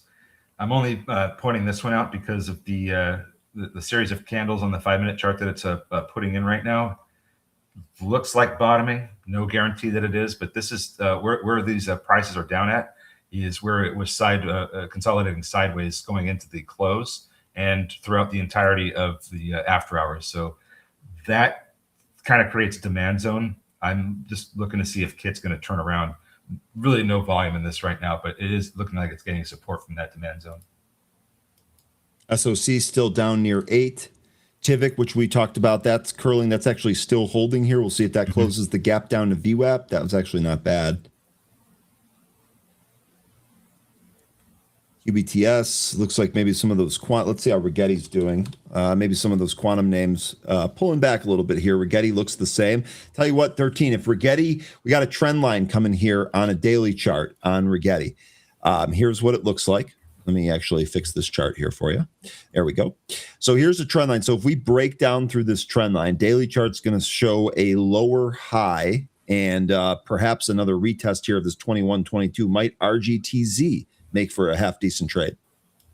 Yeah, I mean, it looks like it's the RGTI is having a real tough time with the 20-day SMA.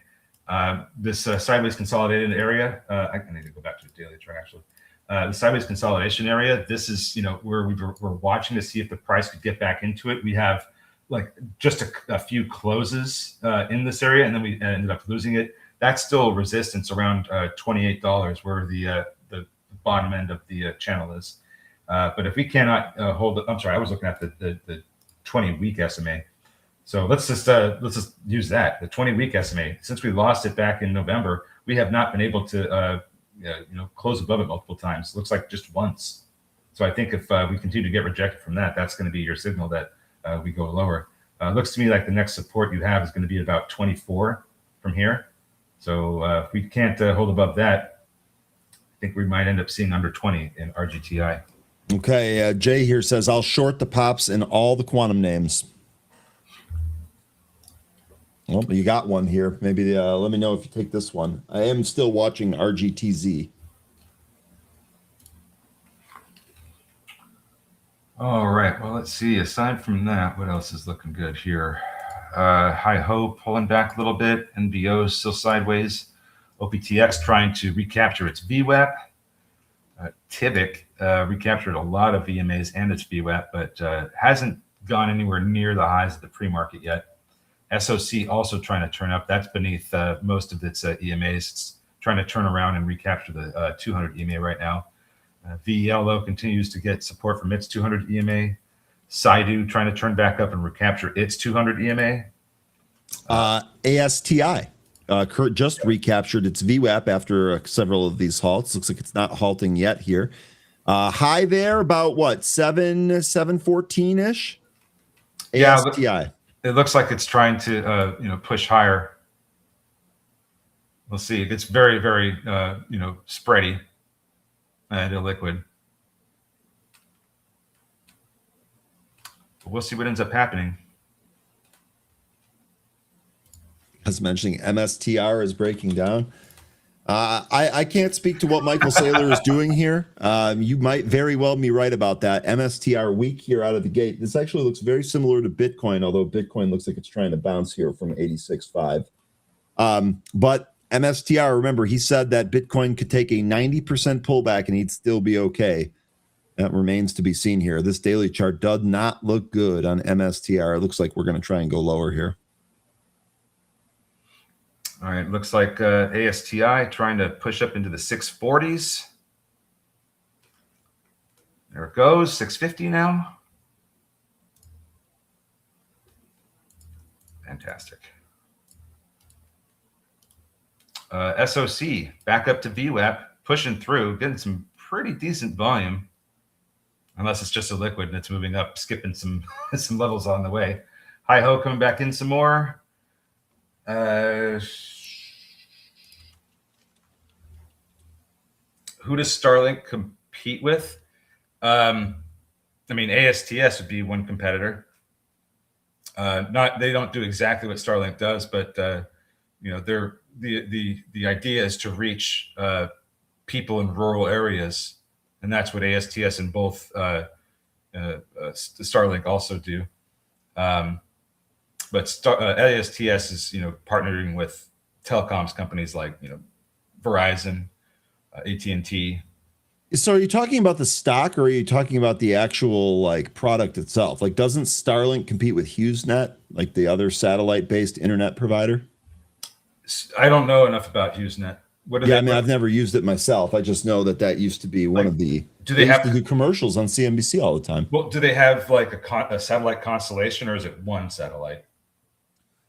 I mean, it's got to be multiple. And I'm pretty sure think it's actually bigger than Starlink in terms of its satellite-based internet. Let me see here. Satellite-based internet providers by market share. And then I'll go to ASTI here. You folks are mentioning. Let's see. Yep. We got another halt. This one to the upside. Yep. Good stuff. Looks like some of these names are trying to turn around and come back up.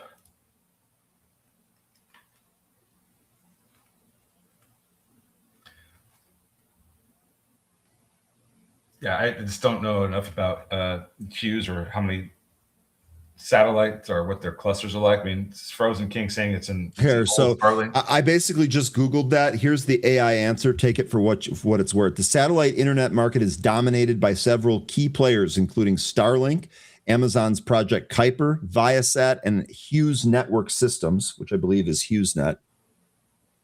Okay, so here you go. So overview of satellite providers by market share. Starlink, 40% of the market share. So I beg your pardon, operates over 5,000 low Earth orbit satellites and has 40% of the internet market share. Viasat is second with 20%. It offers both GEO and LEO services, unlimited data plans. HughesNet, 15%, focuses on rural areas, and it's powered by the Jupiter network. Viasat is VSAT, and I want to say that there was some news about that. This isn't the one that that must have been a different. I think that was hold on, let me look at my list. There was a company that was selling a lot of frequencies, and to SpaceX and other companies. I don't remember if this was Viasat or if it was EchoStar. I want to say it was maybe EchoStar or Satellogic. I just can't remember which one it was. But let me look at here at VSAT. Jay here saying, I ask because the awful action in TMUS and American Tower. Meanwhile, saw Starlink is adding 21,000 customers a day. Could that be right? 21,000 seems like an awful lot. But to your point about T-Mobile, come on. Yeah, so Viasat, lots of insider selling last week.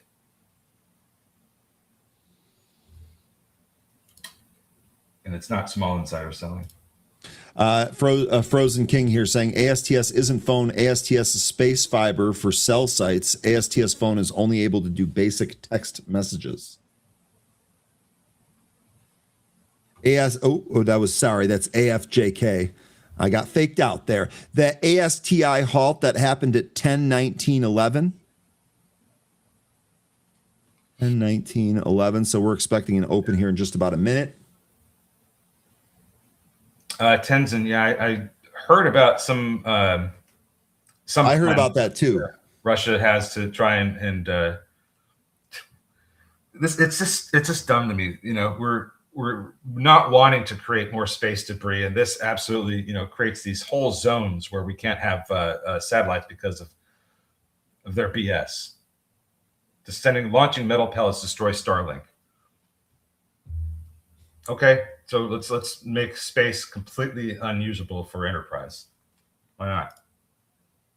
It's dumb. That sounds dumb. We feel the market fatigue. Yeah, we kind of. I mean, it's just a slow day. I mean, it's holiday mode. We warned you about this coming in, right? We warned you about this coming into this week. I would not have high expectations for this week. Yeah, SOC looking pretty good. That's coming up near the open again. Bull getting mentioned. See, Amazon might trading down. Amazon might end up being the bigger competitor to Starlink, because you have a company that's launching their own rockets, and BRB 1 second. And they have their own satellites. It's kind of following in the footsteps of Starlink. So kind of think that that's probably the closest one to mimicking Starlink and being competitive. All the other ones, like we've been pointing out, they're older, or they're just don't have the same capabilities. Oh yeah, and Simone mentioning the Stranger Things runtime. Yeah, those next 3 episodes are quite long. I think they're almost 2 hours each. So maybe that gives a lift to Netflix. I don't think it'll give a whole large lift, but it might. Where's the Santa Rally? It's not supposed to happen, according to the person who coined it. It's not supposed to happen until after the holiday. Now, that being said, we have seen instances in recent years where a lot of traders and institutions try to front run the Santa Rally, and it leads to seeing the moves happen earlier than the Christmas. But according to the person who coined it, it's supposed to happen after the holiday. ASTI going down. It just hit a high of 740. It's coming off the high, so pulling back. It's still above the VWAP, but I think that's going to be the next support area. It certainly looks like momentum is starting to slow. I don't know that this is going to come back in and start trading underneath 6 quite yet, but it might. IVVD, this one coming back up to 3 again. We already had one trade up to 3. It got up to 301, was rejected, and it's spent the next half hour or so underneath VWAP. We just got to break through it, and now it's trying to hit 3 again. SOC also still trying to come up to the opening print, and OPTX kind of sideways. High ho coming back off of that 221 high, but it's finding some support at VWAP.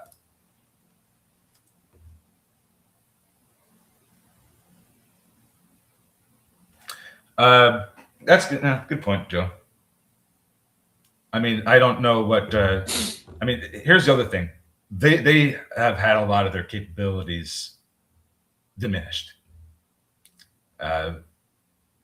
It could just be talk, like a lot of the stuff is with them lately. You're right. TNT is coming to the ASTS launch tonight to cheer their partner on. I would too. Space launches are exciting from what I hear. I can understand that. RCAT here, by the way, at the highs. This actually looks like it's got some strength. Eric from Ondas is, I guess, giving an interview now with some FinTwit account. That might be over.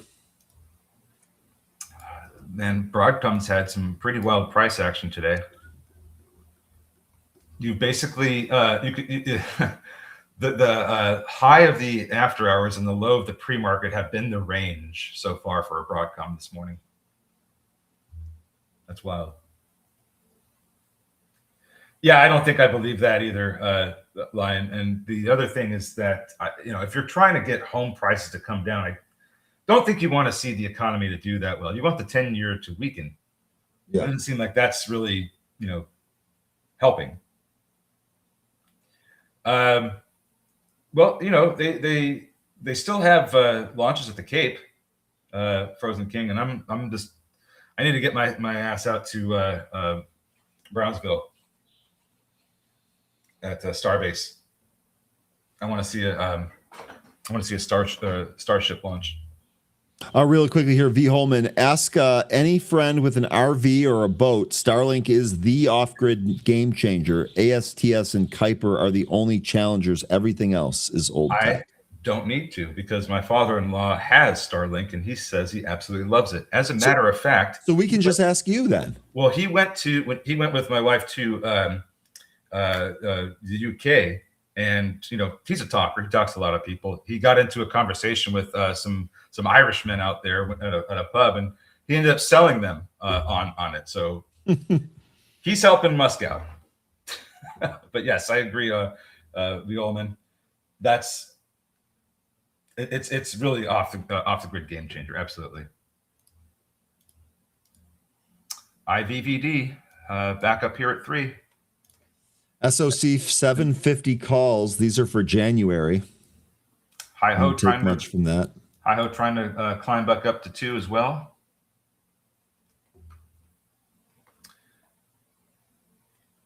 Well, I don't think they cooked the CPI numbers. I think that was just misleading at the most, because it was basically just there was no comparison from it. There was a whole bunch of missing zeros, data. So yeah, just a bunch of missing data, and we said, okay, well, let's go ahead and calculate it anyway, and that's how we got the lower CPI print. I don't think they were cooked numbers. I think they were not manipulated, misleading.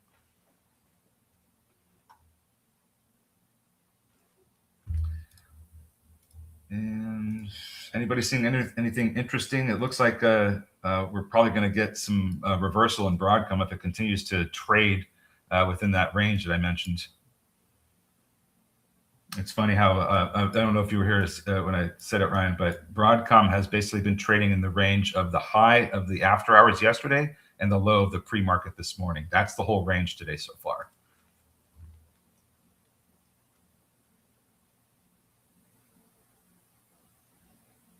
Really not a whole lot going on with Broadcom, it looks like. Mm-hmm.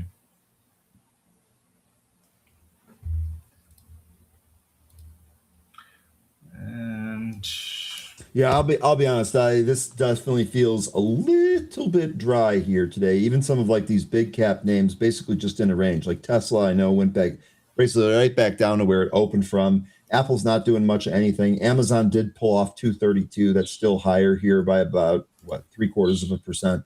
Not a whole lot going on out there. Let me check NVIDIA. And I am seeing some call sweeps here on NVIDIA. Session highs on SOC. Oops. Again? Mm-hmm.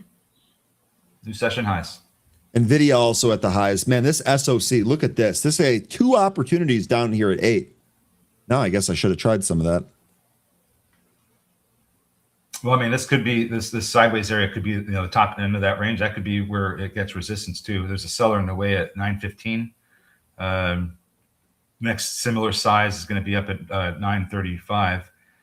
But we could see some pullback here that takes us back into the 880 area.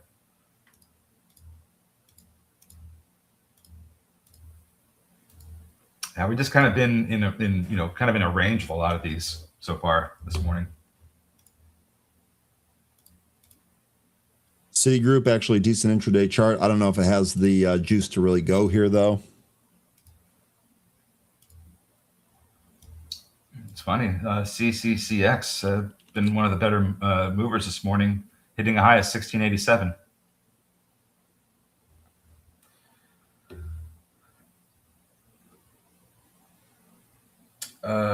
Let's see what else we have here. Scanning. Let me actually check some of the news as well.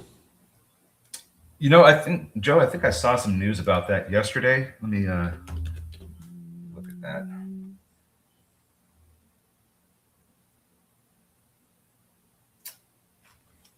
Red Cat supports FCC's decision to add foreign drones to covered list.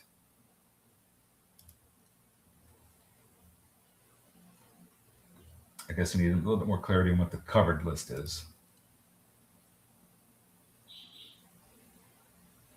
Hi-ho trading back up towards 2 potentially.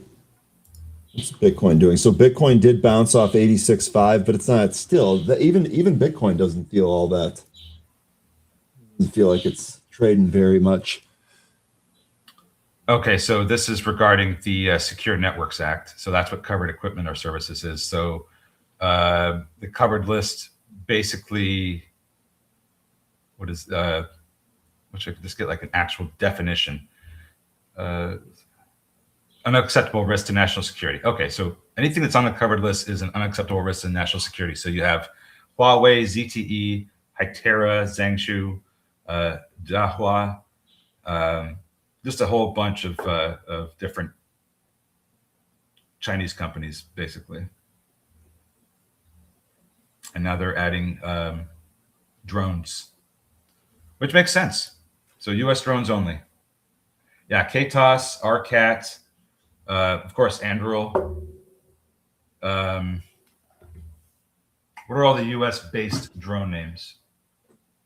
Those are all going to benefit from that news. Ondas, There you go. Arcat, right? Did That's did US Ondas based. hit 10 yet? No, No. 925.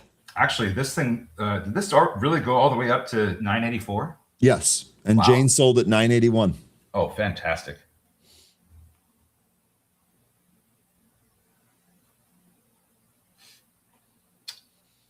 Yeah, so And the market here holding in 685. So the market actually not terrible here.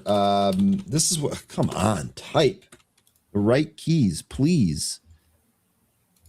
starting to see some pull here. EUDA, big pull. ASTI is bouncing off a big drop. IVVD just had a big drop down to VWAP, getting support there. Velo just had a big drop.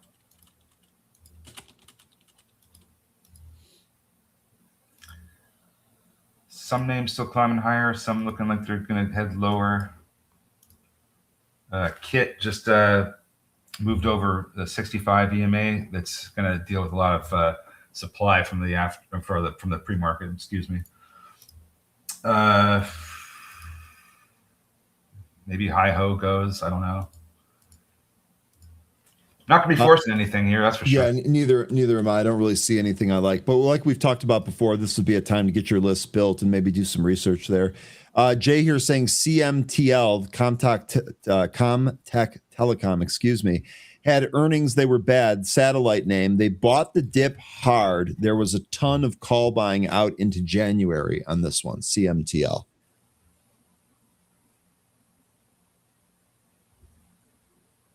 Let's look at Comtech here. They lose money. They have revenue, but they lose money. And we've got about 2 quarters at this rate, I think. VKTX, this is actually moving. That's interesting. Maybe that's moving on the NVO. You know, Lion, I'd feel sleepy too with this market. Yeah. I don't blame you. I don't blame you. Have a good rest of your day, man. Have a good holiday, though. Yeah, if we don't see you tomorrow, have a good holiday. I was gonna say, what are we? I wonder. I bet this is gonna be deader than dead tomorrow. That's okay. I'm still gonna wear my Christmas hat. Let's go. I'll take that. Maybe the market will give us gifts. AFJK is a crazy ride. I remember this one vaguely. Like, let me look and see what this is doing. It's just been halted a few times here today. Oh, geez, this thing.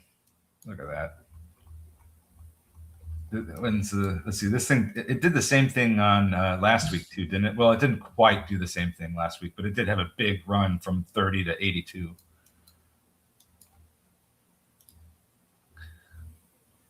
Netflix just had what looks like kind of a fat finger candle. I wonder if that was real.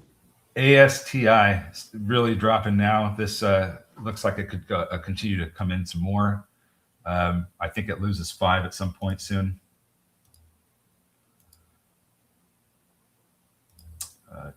Tivik still just climbing to new session highs. It's still lower than the pre-market highs, though. Sell off to make sourdough bread. Xmas. I bet that's so good. Fresh sourdough bread, homemade. Oh, I bet that's good. Tess says, you wearing a Santa hat's a reason to be here. So we'll take that. You're committed to that now. Because I suspect Christmas Eve, we're going to need all the help we can get to get people here. And I don't blame them, by the way. I don't blame them one bit. Yeah, I don't think people should have any obligation coming to the market on a day where it's already going to be slow and there's better things to do with their Christmas Eve. Totally not expecting anybody to be here tomorrow. I will, and that's going to be all there is to it. Saidu still trying to climb up to that 200 EMA. We hit it earlier and came right back in after going to 165. We're climbing our way back up in that direction now, but let's see if it can recapture 160.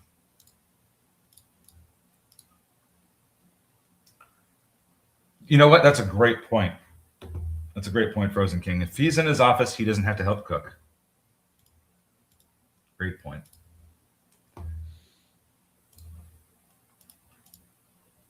NVO trying to recapture VWAP right now. I love all of the talk about what you guys or guys and gals are doing to prepare for the holiday there. That makes me super happy. Makes me super happy.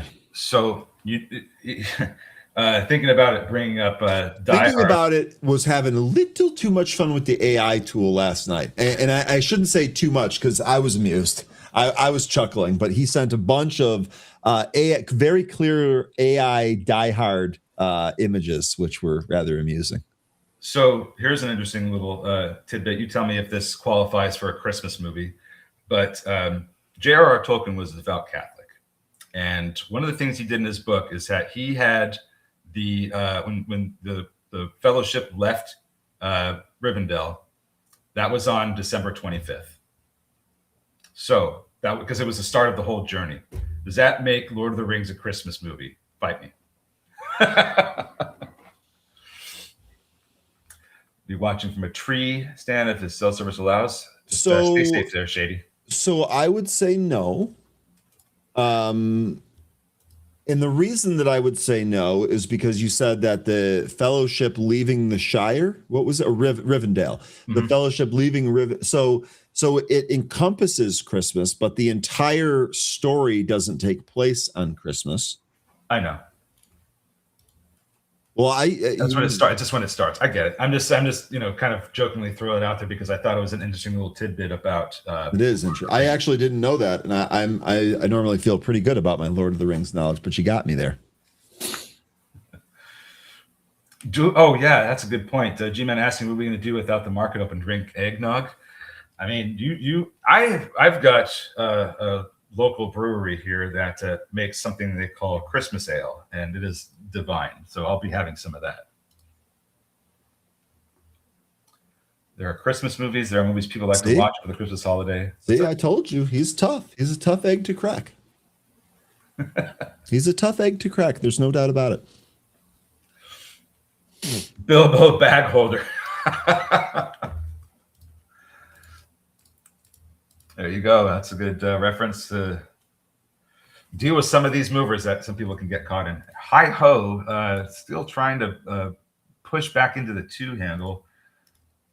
I'm looking for anything that's given us some kind of sign of life here, but it seems like everything wants to just come back in.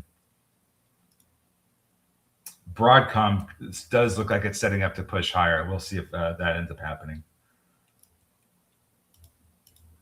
A lot of these names, they just look like they're coming in. Turn. Let's turn our attention to That's TERN, by the way. Yep. What's this doing here? So we had to move out of the gate. Was there news on this? Closing a public offering. So money's in the bank. They did a 65 million public offering at $40 a share. That was last week. I don't know why it's moving today. Might have just gotten attention. Wonder if Santa's still holding his bag. No, he exits his position by the end of of December 25th. Yeah, he unloads his bags. Mm-hmm.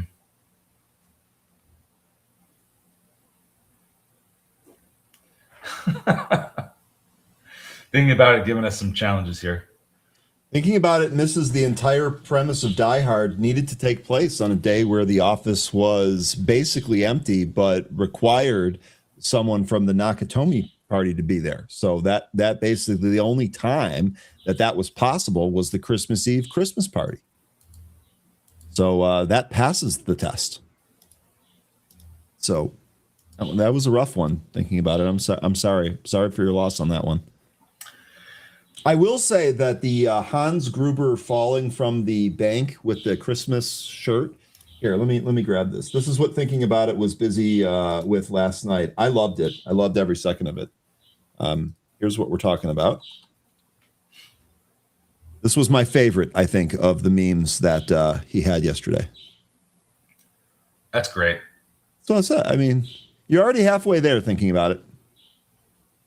I was going to say that was Alan Rickman's first movie role. Was it really? Mm-hmm. That was his first. That's crazy because That's crazy because he was so good in that. He was so good in that. Here, let me see if I can. No, let me go back here. I wanted to see if let me see if I can find this. I also didn't know this because I don't watch any of those stupid award shows. But this was also rather amusing here.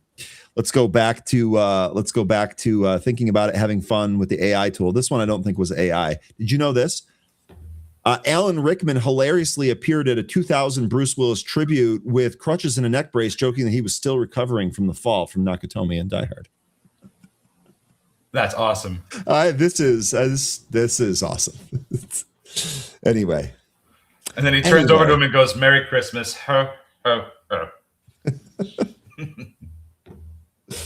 Oh, man, that's funny. NVIDIA here still pressing to the highs. Still pressing to the highs. There's actually been pretty good call flow here on NVIDIA today. Well, we're selling. Well, they're allowed to sell chips to China, so that's giving it a lift.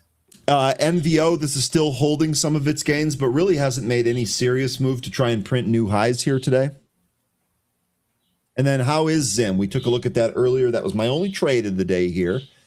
Was Zim. How are we looking here? So this pretty much, again, just it had that nice little pop right out of the morning and then basically nothing. And I think this is the takeaway for this type of environment, right? If you get gains in any of these stocks, take them. If you don't get them, it is what it is. Low volume here, and maybe you're not going to get a huge run. So if you get gains in any of these, I think it's all right to take them. Yep. I don't have anything open right now. I just don't see anything I particularly. Neither do I. I don't really see a whole lot moving here. I know the market's back up at the highs there. 686 on the SPY. Actually, I'll put the SPY up here real quick.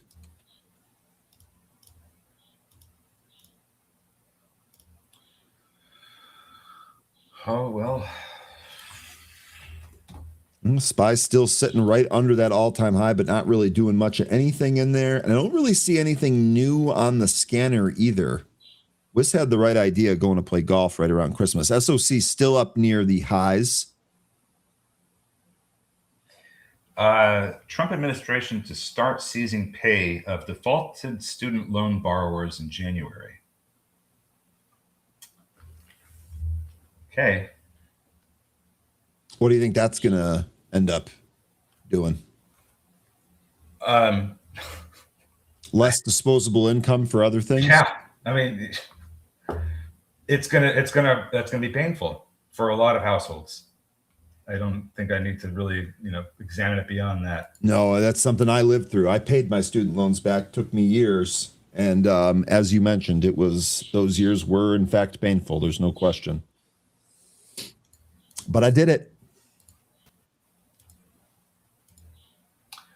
Yeah, I'm just, kind of cycling through the same ones you've been looking at, just waiting to see if there's anything that looks interesting or might have a setup.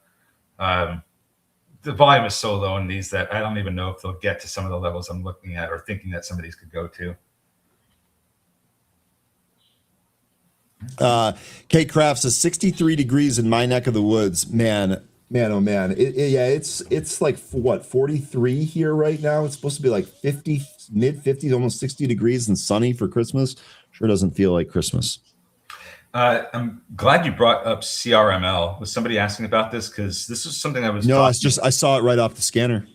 Remember how I was talking about we had that discussion in happy hour yesterday about the China being upset about the U.S. seizing the sanctioned oil vessels from Venezuela. These sanctioned vessels that were supposed to go to China. Yeah, they're mad about that. So one of the things I was looking at, and I've been talking about, how this could reignite the trade tensions, but at some point there's going to be something that China's going to say they don't like, and they're going to use that as justification to put the critical minerals trade issue back on the table. So I'm thinking that could be one thing, but it's always something that I'm keeping an eye on. China's going to that's like their biggest lever they have to pull. So anytime that there's something that's not going their way, my thought is they're going to just bring that back up and be like, well, the critical minerals is going to have to be this and that. And I expect that we'll see a reignition of this theme, the critical minerals theme. Okay. Buffalo by Bicycle says this is his last winter in New York. He's done with the snow. Where are you going? Yeah, and are you going to go? Are you going to leave New York by bicycle?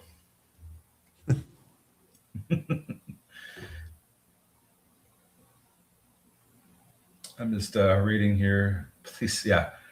Trump don't care. All those. Well, so yeah, that's kind of the thing that's really frustrating me, Jay, is that there were so many people that were leaning on Biden for that student loan forgiveness, and this was a conversation we had a long time about that. It was such a bad inflationary idea, and I don't know how many students ended up getting that forgiveness, but it probably was too many.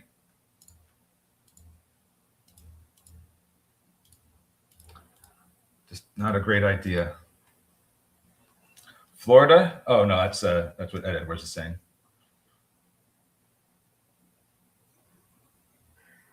I feel you, James.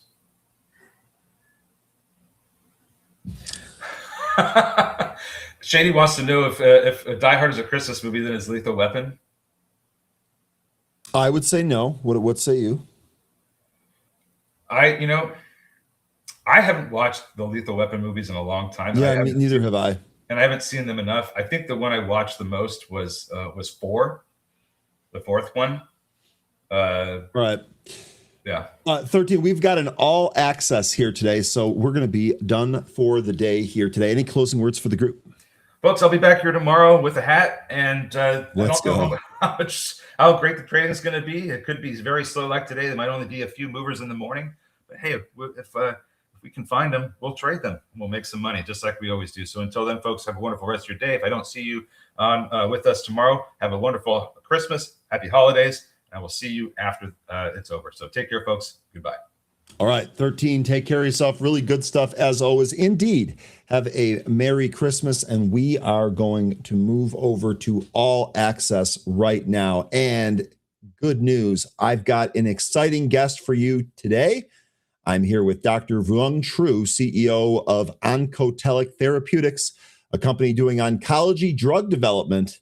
All access starts right now.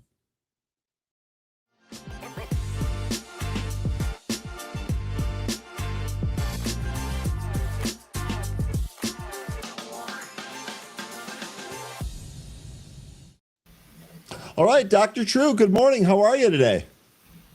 Yeah, I'm good. How are you? I'm doing really well. Thanks for joining us here today. Can you tell us a little bit about Oncotelic Therapeutics? So Oncotelic, we are a drug development company. We develop drugs to treat cancers. And our team developed Abraxane, which became standard of care for breast, lung, and pancreatic. So I took the team out and developed Syndalog, and that was acquired by Nan-Pharma for a few billion. So now that I took the team back out in Oncotelic, we're developing what we call a TGF-beta antisense to treat pancreatic cancer and glioblastoma. We put that into joint ventures, and that joint venture is going to go IPO in Hong Kong, roughly about 1.7 billion in valuation. So there's a lot of things going on at Oncotelic. We our focus really to leverage our expertise in drug development and build new company and get it through an exit point, such as the joint venture. Okay. Oncotelic here in the United States market on the OTCCB is ticker OTLC. You've described with an AI approach that doesn't rely on training a large language model against a proprietary data set. What does that actually mean in practice? So whenever you talk about AI, everyone feel that they need to take the large language model that we have right now and train it against the data set to make it respond better to the data set. But that is an overtraining. And you end up skewing the language model to the limited data set. And it's not able to broadly explain what's going on outside of that data set. So instead of that, we are agnostic as to which large language model we want to use. OpenAI, Google, it doesn't matter. We're using that for our data set to speak to us, to be able to communicate with us. So doing that, we don't need to train the language model. We give the language model this data set and say operate within this confine and don't go outside of it, so you don't hallucinate. So doing that, we have built a platform that can handle millions of documents. I mean, internally, we over 500,000 documents internally that we can drill down to document level, subject level, or department level, and we have the granularity we need as well as we can expand it out so that we get the insights without the hallucination that we see in with large language model. So it create a lot of new insight that they are actionable. We can go and develop new drug combination, new biomarker to predict patients who will respond to it. So it's create a completely new way of looking at developing drug. And the team is working hard to mine this data set, mine this approach so that we create IP for the next 20, 30 years to build multiple company around. Okay. Now, has this method produced any peer-reviewed outcomes? We have over 7 publications already, peer-reviewed publication that been rigorously reviewed by, and each one of those explain the specific biomarker that we're planning to deploy to make our drugs better. And for instance, most patients come to you, they don't respond to the drug that get treated. Only maybe about 10% of them would respond. But having the ability to define the patient population that would respond 100% to your drug, that's a transformative. And that's what we're Absolutely. going for. Yeah, absolutely. That'd be amazing. Now, look, you've said TGFB2 appears to be a central driver of cancer survival. How do you explain that? What we have, our target is TJ beta 2 antisense. We use a drug that's called OT101 to knock down TJ beta. But along the way, we also look at it how to deploy this drug through our platform. And we see over and over again that TJ beta 2 is predictive whether you survive longer or you respond to a drug. So it becomes a unifying theme throughout our research is that everything seems to be dependent on TGF beta 2. And regulating TGF beta 2, you can make one drug better versus something else. So, like our trial right now is combining TGF beta 2 antisense with FOLFIRINOX, and it will predictably it will make the patient respond a lot better to the drug. And we also have another trial where we're combining with Keytruda, and we anticipate to see the same, is that our platform predict that we'll have improved response when we combine with the TGF-beta inhibitor. Okay, that's actually amazing there. How does QT101 fit into the combination strategies? The combination is fairly straightforward. We're looking for gene, biomarker, drug, anything that will overlap and synergize with OT101, and we go after that particular indication. So there, among all the publications that we send out, it's just a minute, just a top level data because we have kept quite a bit of it inside the company that you file IP around. But we have shown that inhibitor like the TOL1 receptor, the IRF5, so across multiple signaling pathway, we can make OT101 better, or we can make the drug better. So it's a incredible opportunity right now because we're able to leverage on all these insights and that we have. Okay, that's amazing. Now, recently, a $1.7 billion valuation for your joint venture was reported. Can you explain what that represents and how this valuation impacts Oncotellic's financial reporting?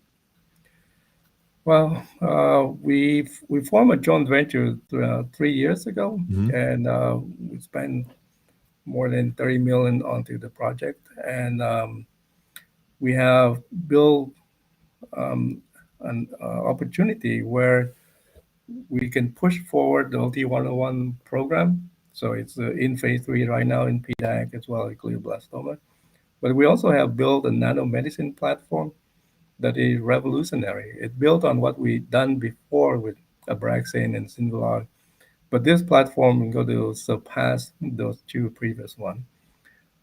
It it able to nanosize pretty much any drug that you can come up with. Now, in drug development, a lot of time it's not restricted by finding the active molecule, but finding active molecule that you can formulate or can solubilize so you can administer to the patient. So our platform allow you to solubilize 90% of the insoluble drug out there, and it allows you to deliver it to the patient. So that platform, together with OT101, is two of them driver for the joint ventures, and both of them have uh, within the next 2 3 years we have commercialization potential. We're looking at the nanomedicine platform with the that's a particle. We're looking for have approval by 2027, and we would have revenue of roughly a billion per each one of these molecules. Right now, we have four of them in clinical development.